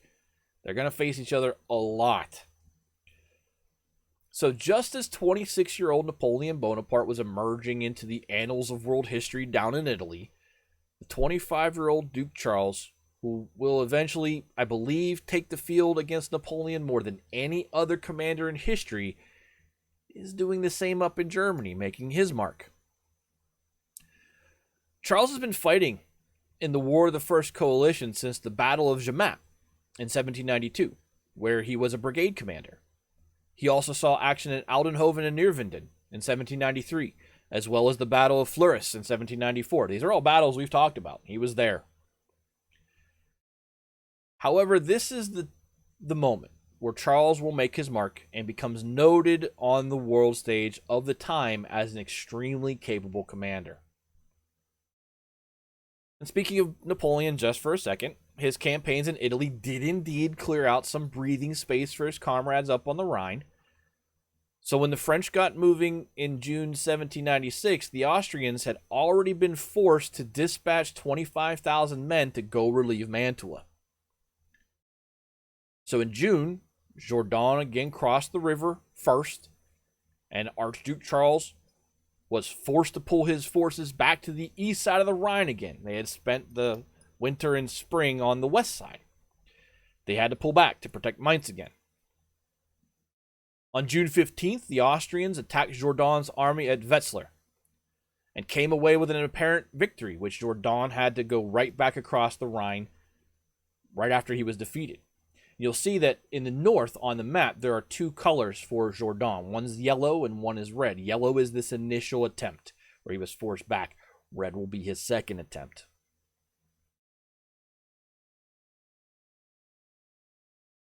But this entire maneuver by Jourdan was just a distraction yet again to allow Moreau's army to fight its way across the Rhine against now what was a much weaker enemy guarding the crossing to the south. It's exactly the same way it transpired for Pichegru. So, Archduke Charles recognizes this. It's hard to read the map scrolled out. Gotcha. So we'll focus in on this. I can't do that, so let's do this. Well, it's hard to scroll in on that specific area to talk about unless you guys don't want me to look at you, because I can throw my notes over here and operate from reading there for a little bit. But then, here we go. We'll do it this way. So here's the initial advance of Jourdan coming across and then being turned around. When that happens, Archduke Charles does what could not be done last year due to the bad initial state of the army of the Upper Rhine, and he turns south to then face Moreau coming across the Rhine near Mannheim. Yeah, I can't do it. I gotta have the map. I gotta have it over here. I have to be able to look straight. It'll drive me crazy. So Charles races down to stop Moreau's advance. But as soon as he did, Jourdan recrosses the river up to the north. So that red line now is active for Jourdan. As soon as Charles kind of said, yep, I've handled Jourdan, I'm going to go handle Moreau, Jourdan recrosses. And Jourdan pushes off the 30,000 Austrians that Charles had left there watching him. Meanwhile, Archduke Charles arrives in the southern theater and intended to strike Moreau on July 10th, but instead, Moreau got to him first, preempted that attack, and attacked Archduke Charles on July 9th, which forced the Austrians off guard and had them retreat into the Black Forest. It effectively turned Charles's flank and forced the Austrians to retreat deeper into their own territory. Now, Moreau watched Charles do this, watched Charles retreat. So here's what we're talking about here. Ettlingen on the 9th of July. This is where we're at. Right in the middle of the map. That fight caused the Austrian force led by Charles that had come south to withdraw. Moreau watched it happen and was convinced that it was a feint, that it was a fake, that he should not pursue. And he sat on his hands for a few days, not in a treasonous way like Pichegru had done, but in a, I don't believe it. I'm not chasing that army. That's a trap. And it was a few days before he realized that Charles was running all the way back to the Danube River, well to the east. If you want to see where the Danube is, you can see it on the map here. The Danube is this river right here. He was running all the way back to the Danube. So Charles's retreat from Ettingen is to run back to the Danube. In the meantime, you have Moreau watching him leave through that yellow, which is the forest, and going, that's a trap. I'm not going to follow him.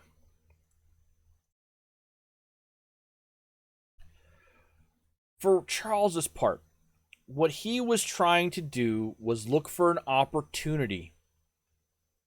He knows they're after Mainz, yeah, but what can he do? His force is numerically superior, but not concentrated. And he hasn't been able to turn back either of them realistically. But what he was really trying to do is really smart. Remember the whole tactic of the central position, the strategy of the central position that Napoleon's famous for? Charles is trying to do the same thing. He's trying Remember to clonk that follow button. combine all of his forces and then get in between. Yeah, he knows he can't defend Mainz against a French siege. He's trying to concentrate his forces and then pick off one of the two armies, which he will then outnumber. He was just having a difficult time, Charles was, figuring out where and when that should be. And if the French should combine their armies, Charles knew that if the French combined their armies, they were superior, even if numerically inferior. And that a combined force, if Jourdan and Moreau linked up, Charles knew that that army would march to Vienna. So, Charles moves as fast as he could southeast toward the Danube, hoping to pull Moreau away from Jourdan. And if you zoom back out here, you'll see that's exactly what happens. Charles is able to keep the two armies separated. They never link up, which is what he's trying to do in the first place. And eventually the strategy will pay off. Moreau plays right into it.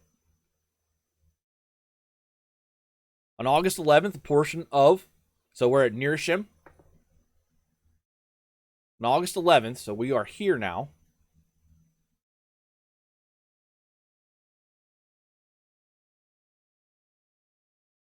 A portion of Charles's army launches a surprise attack on the now pursuing army of the Southern Rhine under Moreau. It pins them down, the French, long enough, which enabled Charles to get the rest of his army to the south side of the river, which is what they were trying to accomplish. Now, he's no longer in between Jourdan and Moreau. This is probably when Jourdan and Moreau should have linked up, but they didn't. With the Austrian army he had been pursuing now on the other side of the river, Moreau had two options. Let them go, solidify his territorial gains, link up with Jourdan, and become that super army that could march on Vienna, or B, just keep moving forward, increase the distance between his army and Jourdan, and allow Charles to face them separately. Moreau, of course, picked option B. Now, Jourdan was making progress of his own. I'll go back north here for a minute.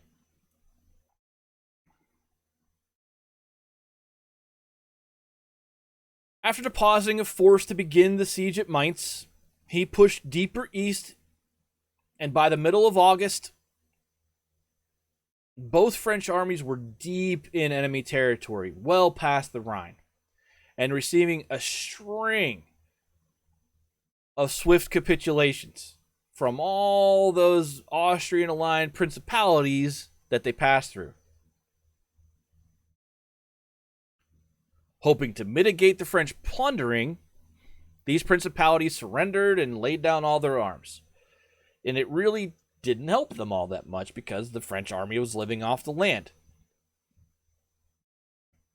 And that doctrine demanded that the French army basically take what they needed, wherever it was, and that was how they were able to continue their march. Meanwhile, down in Italy, Bonaparte was about to deal with that additional Austrian army being sent down to lift the siege of Mantua.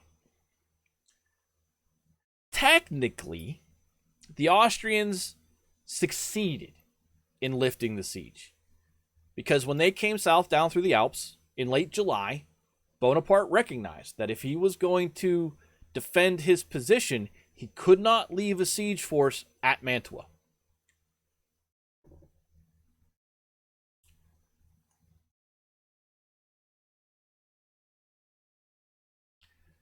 So, Napoleon is at Mantua, has it under siege, sees the army coming down through the Alps, this 25,000 strong Austrian army, or maybe more, he doesn't know, but he knows he can't hold Mantua and advance north to face this force. So he moves everyone north in his army. And after moving around each other for a few days, the French and Austrians meet at Castellon on August 5th. And the Battle of Castellon demonstrated another early example of the battle strategies Napoleon would use to conquer Europe. And this time the strategy is called move on the rear. Now you'd think, yeah, move on the rear. That makes a whole lot of sense. If you get in the rear of an enemy, then you're obviously going to win. Yeah, except it's not employed very effectively in history. Armies usually march line to line, face each other, and whoever breaks first loses. What Napoleon does is he intentionally wants the rear of the enemy. It's part of his overall strategy for victory. So what he does is I'm just going to draw it to the side here. There is the Austrian force defending, and there is the French force under Napoleon attacking. And then what Napoleon does is he sends a portion of his army on a humongously wide flank that no one sees, and they come in behind. It's ambitious. Most generals would call it insane, but he does it over and over and over to enemy forces, that it becomes part of his doctrine. Bonaparte sent the bulk of his forces to face head-on the Austrians that were coming down. Full frontal assault. But then he sent 5,000 men, relatively small portion of his army, on this wide flank to come at the Austrians on their back left. So the opposite of the arrow I drew. When the Austrians reposition, they go, uh-oh, there's 5,000 men coming. And I'm just going to draw it to illustrate. It happened like this. When they repositioned to face this threat, so let's get rid of this line and actually make it look right. When they reposition to face this threat, what Napoleon does, and this is the tactic that makes coming at the rear special, because we're not going to break into the Austrian rear. What he does is he concentrates this frontline force and has them attack right at the focal point of the angle. He drives right into the 90 degree of their line, right at that hinge point. And he does this repetitively. And what it does is because the Austrians have stretched themselves out along two long lines, and Napoleon is effectively reconcentrating his force. It looks like he's going to where his flanking force is, and instead drives down the middle. He does exactly what the base function or theory of the strategy of the center position is. He gets in between the two Austrian lines, blows one away, blows the other away.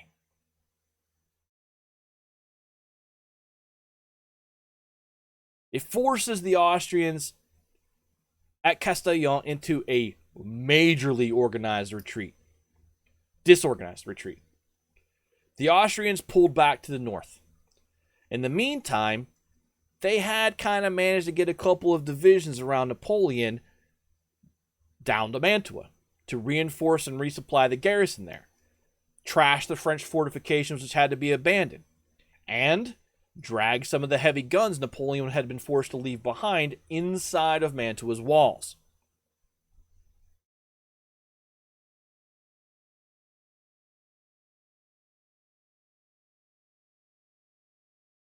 Meanwhile, back north of the Alps. So give me a moment to change maps yet again.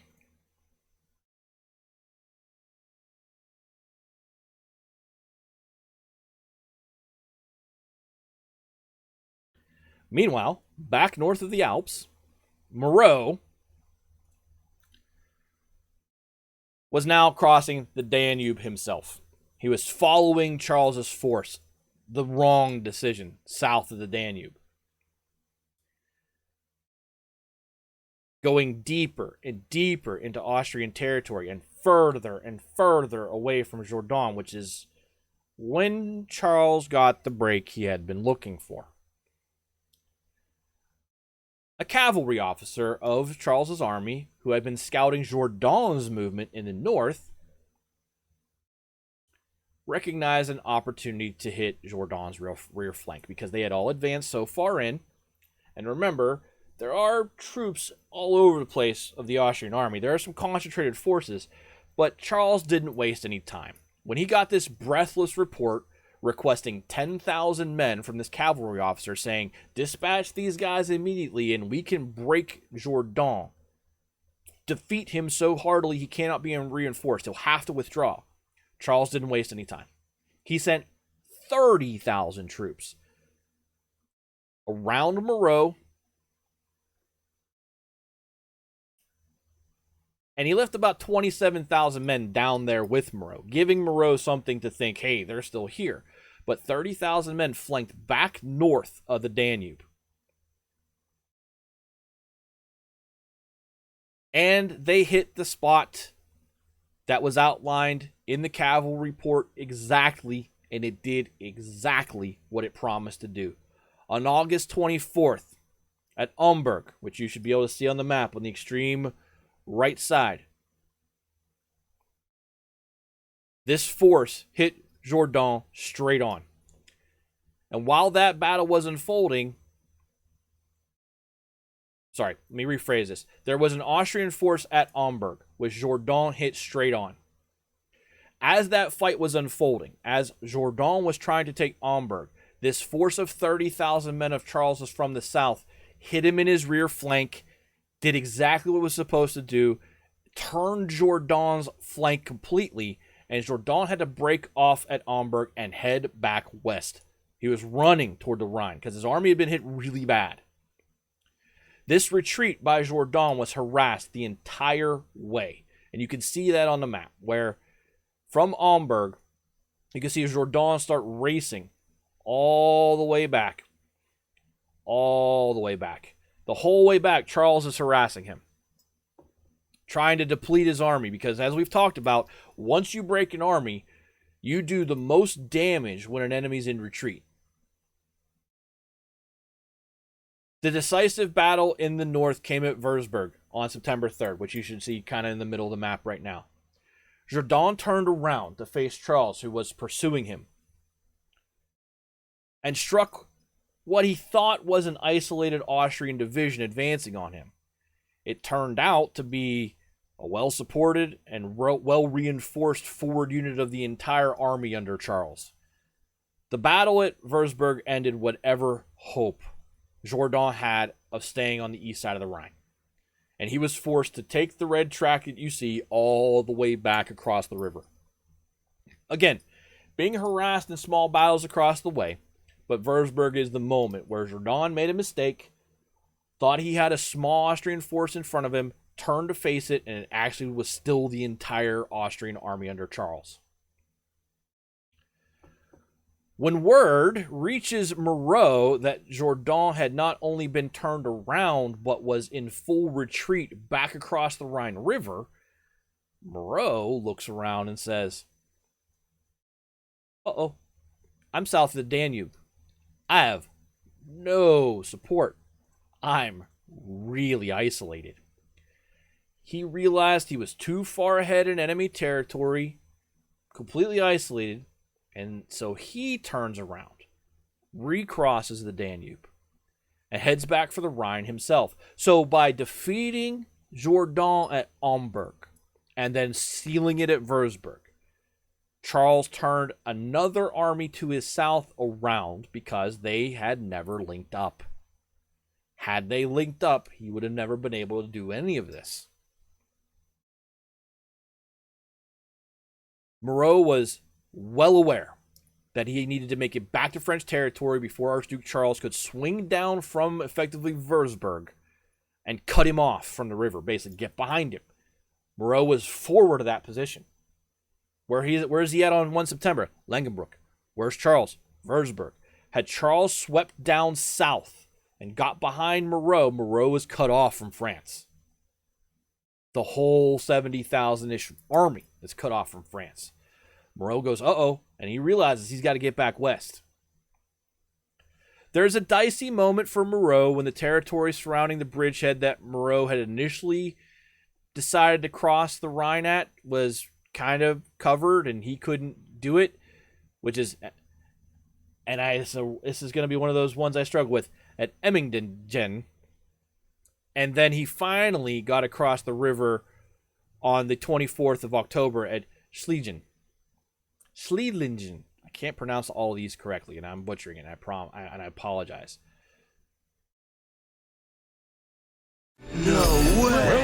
It's about tree But fitting. Moreau gets his army back across the Rhine. So does Jourdan. So they're not annihilated. The French forces, the commanders at least realized when they had extended too far, realized that their entire army was at risk, and did the prudent thing and retreat. There may have been, by the way, a slightly different end to all of this if Napoleon had done what the Directory had ordered him to do, instead of just doing what he wanted to do, and just doing what he wants to do will become the narrative around Napoleon from here on out. What Bonaparte wanted to do was keep pushing east to take Trieste. So we'll go back to the map of Italy.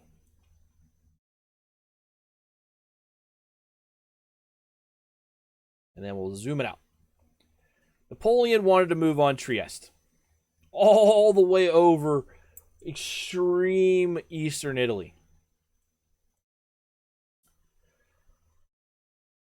He wanted to go there because look where it is. It's pretty much south of Austria. He wanted to use it as a springboard to approach Vienna from the south.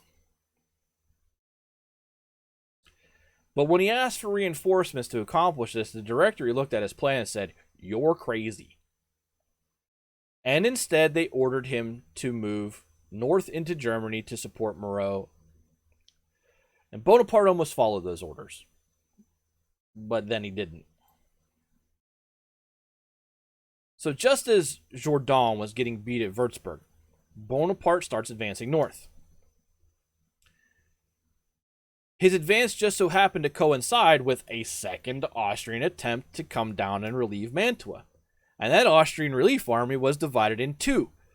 They had a defensive force guarding the western pass through the mountains, and the main invading force was coming down through the eastern pass. The Austrian generals assumed that Bonaparte would mass his troops at the bottom of the eastern pass against this advancing force to try to block the main army from getting to Mantua and relieving it. Instead, on September 2nd, Bonaparte rushed up the western pass toward the defenders. And then he routed them because they were extremely outnumbered. The Austrians placed this force in the pass because they just thought that, hey, they'll just hold this line, force Napoleon to come over and face our advancing army. And Napoleon said, I'm going to go face that much weaker enemy that's holding that pass. And then what happened was pretty impressive. Once the defending force in the western pass had retreated, Napoleon then circled back around to the east and came shooting down the same pass that the main Austrian army that was advancing on Mantua was using, directly behind them. Now, everything I read about this states this was completely intentional, that Napoleon knew that by going up and getting a northern position, by defeating that western holding army, and then swinging east behind the Austrians, it was exactly what he wanted to do. So Bonaparte was not sitting at the bottom of the pass waiting for the Austrians to come to him. He had completely moved north and flanked them from behind. And he started to chase them from behind. The French army caught the Austrians at Bassano on September 8th. And though the Austrians got away, they did have to ditch all of their heavy guns and baggage to do so, which replenished Bonaparte's artillery losses from when he had to lift the siege at Mantua earlier. With almost no good options left, all the Austrian force that was supposed to be marching down to face Napoleon and now had been hit from behind by Napoleon could do was run for their lives to Mantua. And so there was a race to Mantua. But as hard as Napoleon pushed, he could not catch up because he was not willing to abandon his heavy guns and he was not willing to abandon his baggage. So the Austrians make it to Mantua first. This is the second time the Austrians have tried to relieve Mantua since Napoleon encircled it. They tried to hold a line, the Austrians, outside the city to avoid getting trapped inside, but that didn't work. And then they ended up pulling another force inside of Mantua's walls. So this is now the second relief force sent to Mantua that has now had to take refuge inside of Mantua from Napoleon. The big deal here is that a besieged city does not have supply lines going to it. So as the Austrians add more and more troops to Mantua, it compresses the available food for everyone inside Mantua. The garrison at Mantua, after this second force was forced to retreat inside of its walls, the second relief force now had to take up residence inside of Mantua. It was 30,000 strong, which is way too many. It sounds really good, but you just don't need that many men to defend the fortress city of Mantua at this time in history. And again, the city is just not supplied to feed that many troops for very long. At the end of the day, the Austrians were now trapped inside the city they had come to liberate. Again, putting an ever-increasing burden on the city's reserves and ability to hold out for a third attempt to relieve Mantua, which would come. But we're going to leave it there for this episode. While the Rhine campaigns are done for the year in 1796, this is not the end of things in 1796 for Italy, because the successive third and fourth attempts to lift the siege at Mantua will take place, and Bonaparte, while he finally gets to capture Mantua, will also take it upon himself, against the orders of the Directory, to start completely reorganizing the sovereign political map of northern Italy. And this is the time frame where Napoleon starts to create countries, and then later on down the road will start putting his family members on the thrones of those countries. But this initial action by Napoleon to say, hey, I've got a better idea for how Italy should be organized, and I'm negotiating the treaties directly without the input of the Directory, will start to generate fears back home in France that Napoleon is aiming for more than just a really respectable military career. No, it really did not take long to decide the Directory's leash was not worth following. Talleyrand will follow that same thing. He'll come in whenever they ask him to be, hey, want to be foreign minister? He'll be like, yeah, that sounds great. He'll take a look around and see how the whole thing is built and go, this ain't going to last long, and then begin to actively plot its downfall. So next episode, again, which will be in 2 weeks, because I still anticipate being in Chicago despite everything going on with my dad. I do anticipate making the trip still. So next episode, in 2 weeks, we will pick up with the new Italian republics that Napoleon invents out of thin air, and then move on to the next great political test for the Directory, the first round of those free elections, which will end up being a crushing defeat for those incumbent Thermidorian delegates. You took 10 pages of notes, it's only 14 written here, man. So that's our episode tonight. Thank you all for showing up. We have a quiz, as we always do. To answer the quiz, you need to type !answer, space, and then your answer. Don't use the word boy or fix with 2 X's in your answer. What we do is we bring the answers up on screen. You get it right, you get a point. You get it wrong, we just tell you why it's wrong. We don't, clarify the point. That's the purpose of the quiz for me, is to make sure that I've conveyed information clearly enough, succinctly enough, in order for you to bring back the points that are necessary to continue understanding forward. I highly encourage everybody to play. You're not competing against each other. You're just competing against yourself. How many can you get right over the course of the season? This is the third season of the quiz for the French Revolution, and it will be the season that we take until the end, until we end season 1, sometime still hopefully in June. So, please take part. Take a guess if you don't know. Avoid jokey answers because that just makes the thing I have to read and takes up time. But give it a good old try. We really encourage everyone to give it a shot. And without further ado, let's head over to that quiz.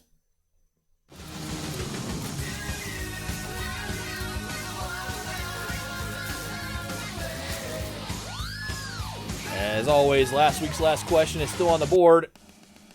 Here is this week's first question. You will be given 1 minute, and I'm really flexible about the timer.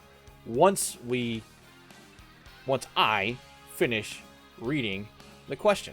The first question tonight is, what actions taken by the French government after the revolutions? You know what? I need to rewrite this because it's not written right. I don't know why that word's even in there. Let me read the question again. I was in a hurry after I got back from my dad today. What actions taken by the French government after the revolution revitalized an army which had seen 2/3 of its officer corps emigrate?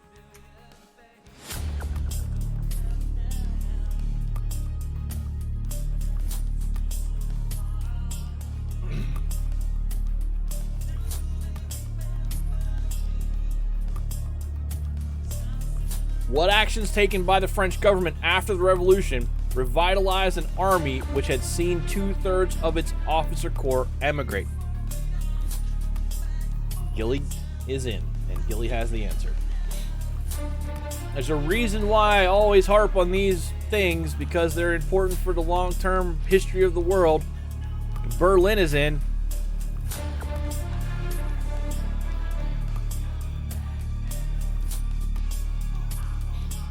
Remember to clonk that follow button. 10 seconds left for anybody else who wants to get in.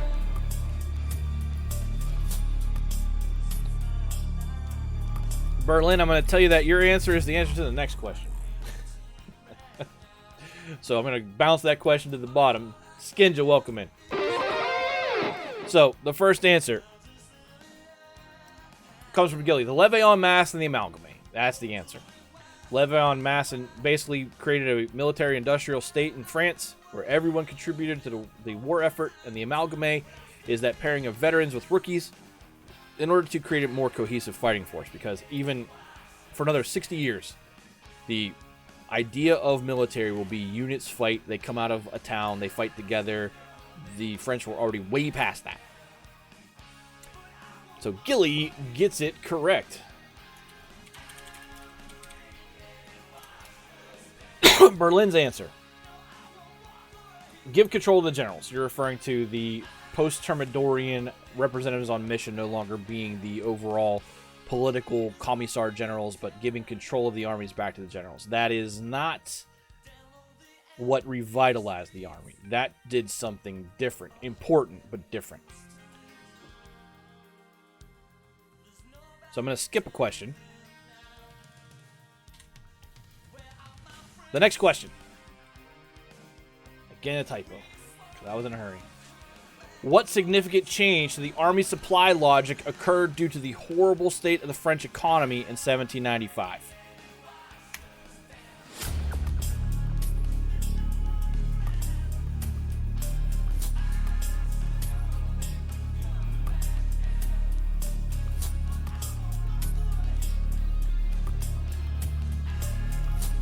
"45 seconds. What significant change to the army's supply logic occurred due to the horrible state of the French economy in 1795? Gilly is in. Berlin is in.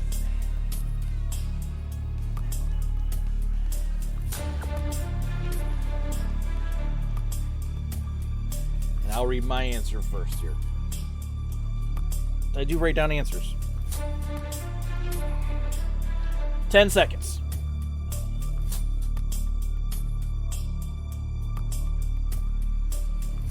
Time is up. The first answer comes from Gilly again. The armies were instructed to live off the land, which basically translates to earn your pay by plundering what you conquer. That is exactly correct. Berlin's answer. Live off the land. Correct. They were instructed to live off the land. The central government in Paris could not supply the armies, so they were instructed to live off the land. Berlin on the leaderboard in Season 3. The next question. What did the Thermidorian changes to the representative on mission structure begin to create within the French officer corps?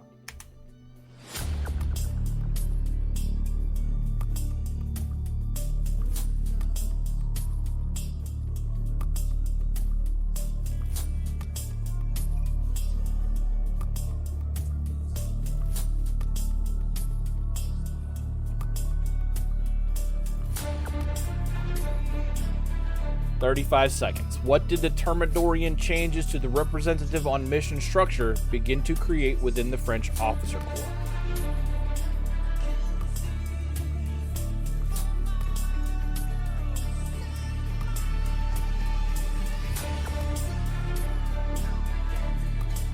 "15 seconds. Gilly is in. I'll take answers after the buzzer. This isn't a short one. And I'll read my answer first. Berlin is in. Don't do that, Berlin. So my answer. No longer beholden to the interest of whatever flavor of government happened to be in charge in Paris, officers began to develop client-patron relationships with their superiors, which led to their interests being tied to the success of their general, not France as a whole. Gilly's answer. The reps on mission were no longer allowed to treat the generals as subordinates, so the day-to-day leadership of the forces could now become the purview of the regular forces instead of from Paris. It is the client-patron relationship that's important here. The idea that because of what you're saying, that the generals were now back in charge, operating independently, combine that with living off the land, fortunes of officers were tied to the success of their individual generals and not to the success of France. That's the important part. Berlin says, I don't know.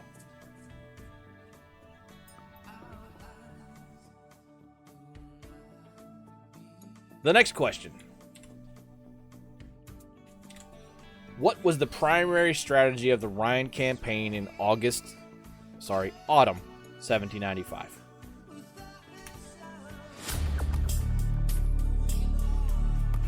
It's okay, Berlin.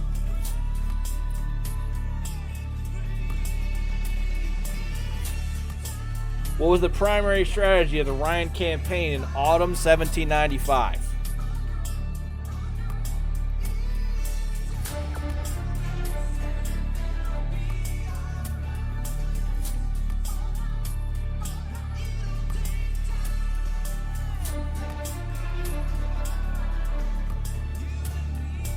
"25 seconds.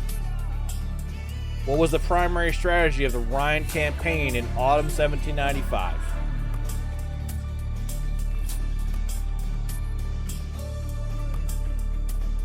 Yep, Berlin was, that's what I'm saying. Berlin was really close to his answer with the answer from the first question. Gilly's in with his answer.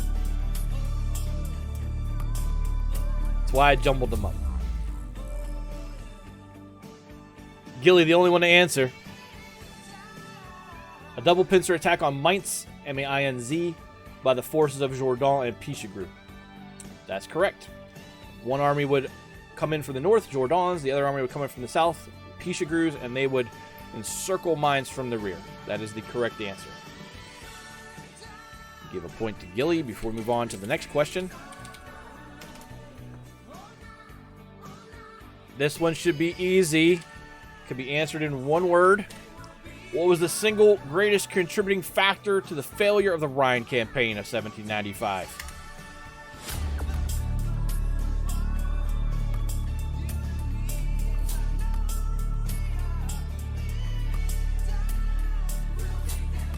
The single greatest contributing factor to the failure of the Rhine campaign of 1795.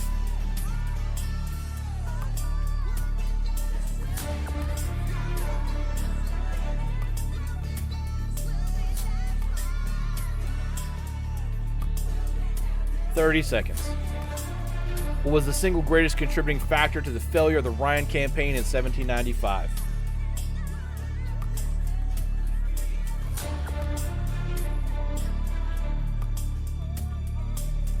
$15 seconds.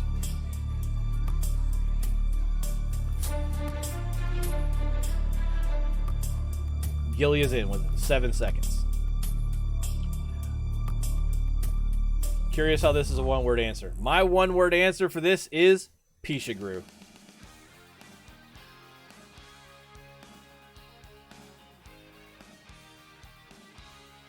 Gilly's answer: a failure by Pichegru to merge forces with Jourdan and a failure to take the supply depot at Heidelberg. Hey, guess whose decisions those were? Pichegru's. It's the correct answer in more detail. Good job, Gilly. No worries, Berlin. Gilly gets the answer. Pichegru basically being treasonous, talking about, getting Louis XVIII on the throne of France, hesitating all over the place, really not committed to the pincer attack. That's what killed it. Jourdan still tried to make it work and couldn't. The next question.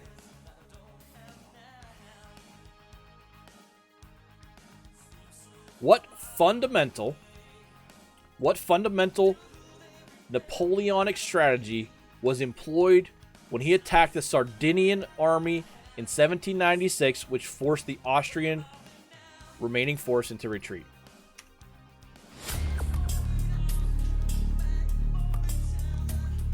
This has a specific term. What fundamental Napoleonic strategy was employed when he attacked the Sardinian army in 1796, which forced the Austrian army to retreat?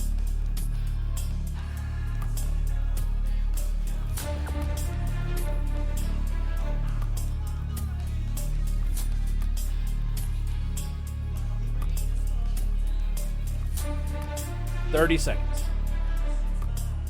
Berlin. Cracking me up, Berlin. You answered another question I have later on with that one. It's not what it's called, but that's the basic idea. Gilly is in with 10 seconds left.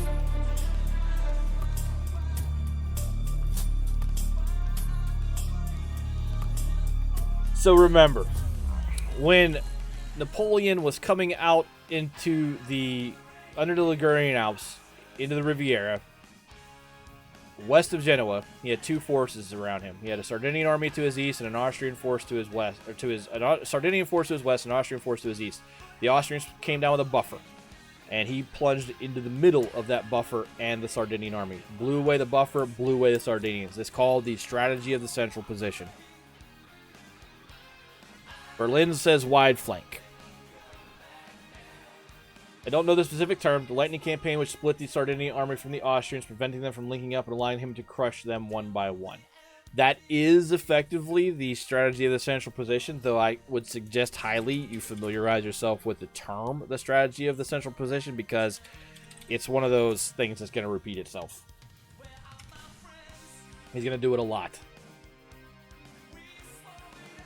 The next question is this. Then bring it over to chat.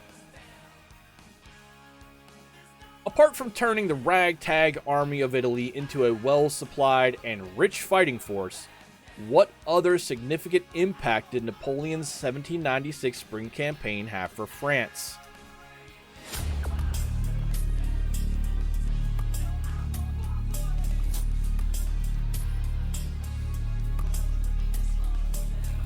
Should be a relatively short answer. Could be relatively short. Apart from turning the ragtag army of Italy into a rich and well-supplied fighting force, what other significant impact did Napoleon's 1796 spring campaign have for France? Berlin is in. Gilly is in.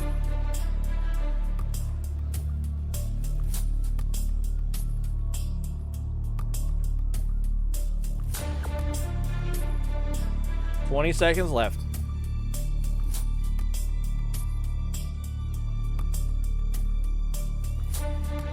Archie is in. Archie's got it.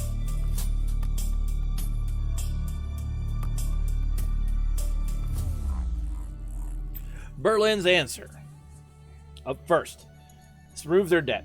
It's in the ballpark of the idea. They didn't have, their currency reserves were gone. They had a financial crisis, and that's how I termed it, financial crisis. I wasn't very specific beyond that. They did have debts to pay. They did have armies to pay. They did have contracts to pay. So yes, debt is one of those things. But the hard metal specie, the bullion that was coming in from Italy, from Napoleon to France, completely solved their financial crisis. So Berlin gets it. Good job. The next answer comes from Gilly, I believe.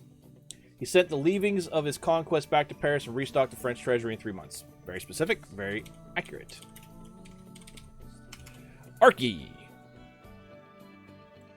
They replenished France's coffers with gold from the Vatican, among other places, but that is accurate. Archie gets his 5th point of the season. As we move on to question number 8.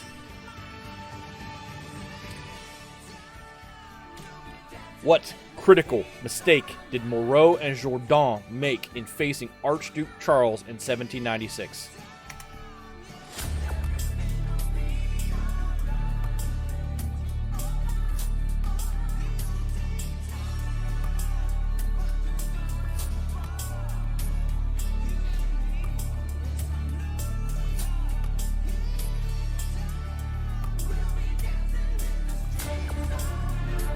Seconds. What critical mistake did Moreau and Jourdan make in facing Archduke Charles in 1796?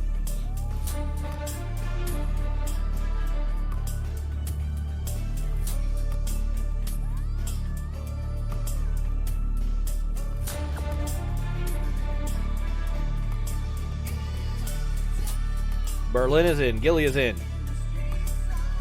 Your guess is right, Berlin. You don't have to qualify it as a guess, man. They're all guesses. Except for Gilly, who's like using dragon speaking to record what I say for his notes. Berlin's answer is right. Guessing they didn't merge their armies. Yes, they did not combine their forces once past Mainz, and they should have.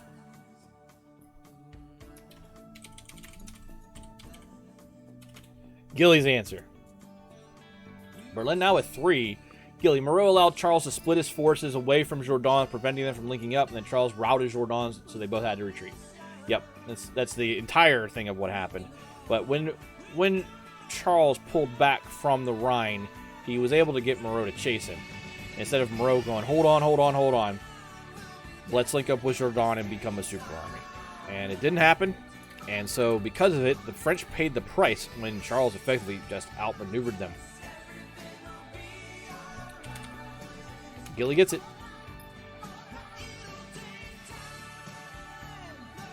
The next question. What fundamental Napoleonic strategy, hey, those words, fundamental Napoleonic strategy, are going to keep popping up. What fundamental Napoleonic strategy was put to use effectively at the Battle of Castillon?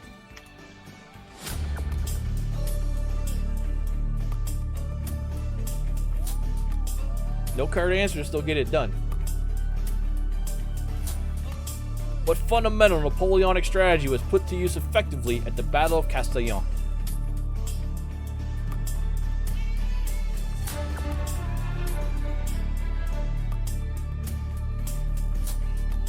Gilly is in. Gilly has the correct term this time.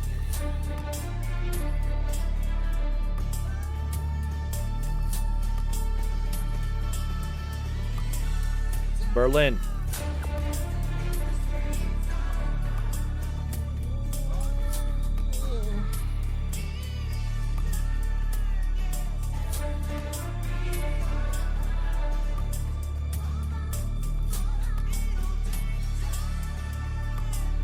Did. So it's called move to the rear, but it's not flank the rear, right? It's not a flanking maneuver in and all of itself. It's move to the rear. He liked creating. That's fair, Berlin. He liked to create that L bend and then hit that bend point. That was the move to the rear strategy. Create a flanking force to the rear that created that bend so he could break armies in half. That's the move to the rear strategy. So, Gilly gets moved to the rear. Correct. Berlin says flanking, and I'm going to give it to him because a flank is just turning the edge of a line. But move to the rear involves a flank. It involves flanking to create that reaction, that we have to defend against that flank. But the strategy itself, the tactic of the strategy is once that bend is created, that stretching of the force is created to plunge into the middle of it, splitting it in half. No. The flanking. No way. By the way you answer, I know that in your mind you were paying attention to it. So that's why. Why is that? That's weird. So that's why I'll give you the point. The last question of the night should be relatively easy for anyone who was listening at all tonight. Once I fixed a typo in it.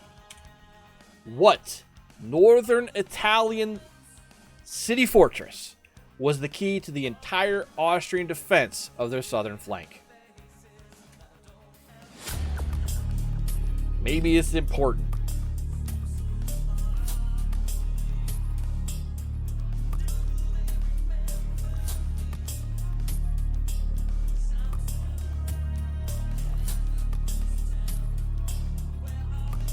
What northern Italian city fortress was the key to the entire Austrian defense of their southern flank?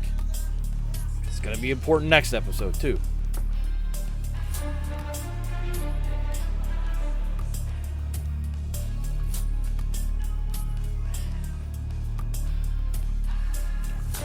Gilly is in.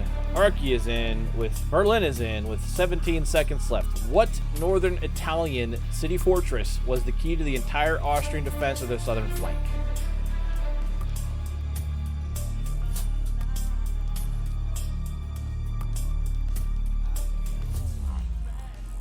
The first answer comes from Archie. Mantua, that's correct. Oh, Gilly's. I'm sorry, that's Gilly.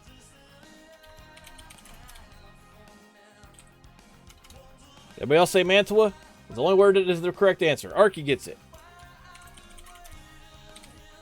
It's weird to end on a one-word answer for the quiz, but it illustrates how important Mantua is. Berlin. Mantua or Maritu, I can't remember to spell it. You're in the ballpark. It's Mantua. Anybody else answer that question? I don't think so. Dr. Death did. Anybody else?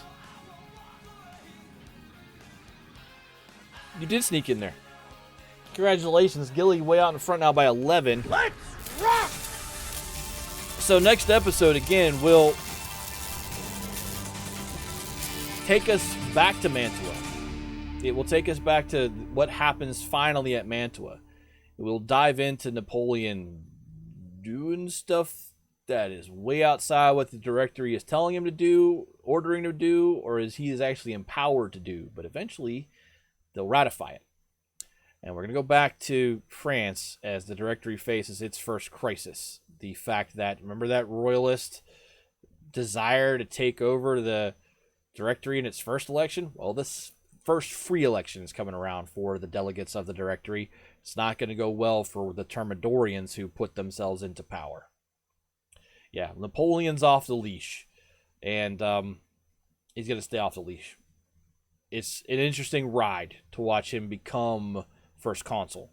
And so you guys now know that with this plunge into Italy, we're now in the end game of the French Revolution. We are now on the road to Napoleon becoming first consul. He'll have to go to Egypt first. Then some other stuff's going to happen. The Austrians are going to say to hell with your peace treaty. But we're in the end game. So thanks for hanging out tonight. As I said, no episode next week. I will be in Chicago, hopefully, with Doc and Kays and hopefully some other people. Thanks for coming out tonight. This was a good distraction for me from everything else going on. I'll keep you updated on my dad. I know right now he is basically in a hospital bed, and I'm going to give him a call as soon as this is over, make sure he doesn't need anything, but he's going to be there overnight for sure. And I'll keep everyone updated in the community as to how he's progressing. But he's fine. He hasn't had any cardiac incident apart from the chest pain that occurred when we went to lunch today. And It's just a matter of being proactively preventative right now by everyone involved. So thanks for your support, your well wishes, and everything there. We're going to get out of here. I'm not going to raid anybody because only people that are out there are Fable42, and I raid them a lot. And yeah, there's no one else really in the community to go to unless you guys want to go watch Shrimps 24/7, which is another channel I actually watch for the just the distraction sometimes. But we'll get out of here. Thanks for being here. We'll play some games during the week, I hope, but no history stream next week. I'm not sure what Dustin's schedule is, but his normal schedule is 7:30 to 10:30 a.m. Monday through Friday. He's in California right now dealing with some family stuff. We'll see when he gets back. Make sure you give him your love and support as well. Our good friend Permanoob streams Monday through Friday, 10 a.m. to 1 p.m. He was last seen playing for Horizon Forbidden West. I still think he's there. Gilly should be streaming tomorrow night, Sunday night, at 6 p.m. Eastern Time, also still in Horizon Forbidden West. You know what? At the same time, go give my good friend Arky a follow. He's a mod here. He hangs out. Go follow that guy, as well as Intent Rockets. Tuesdays, Thursdays, Saturday mornings. She's playing Chernobylite. Be excellent to each other. And then, as always, our good friend CF Live, who helped make some of the music for the show. Great dude. Give him a follow. I can't stress how important it is. You give the guy a follow. He's made shit for this stream. And then Mr. Landiggity, who streams Sundays, sometimes Wednesdays and Thursdays, plays games, plays music. He's going to marry Fish, so he's awesome. We'll talk to you all later. You guys have a good weekend. Thanks for being here.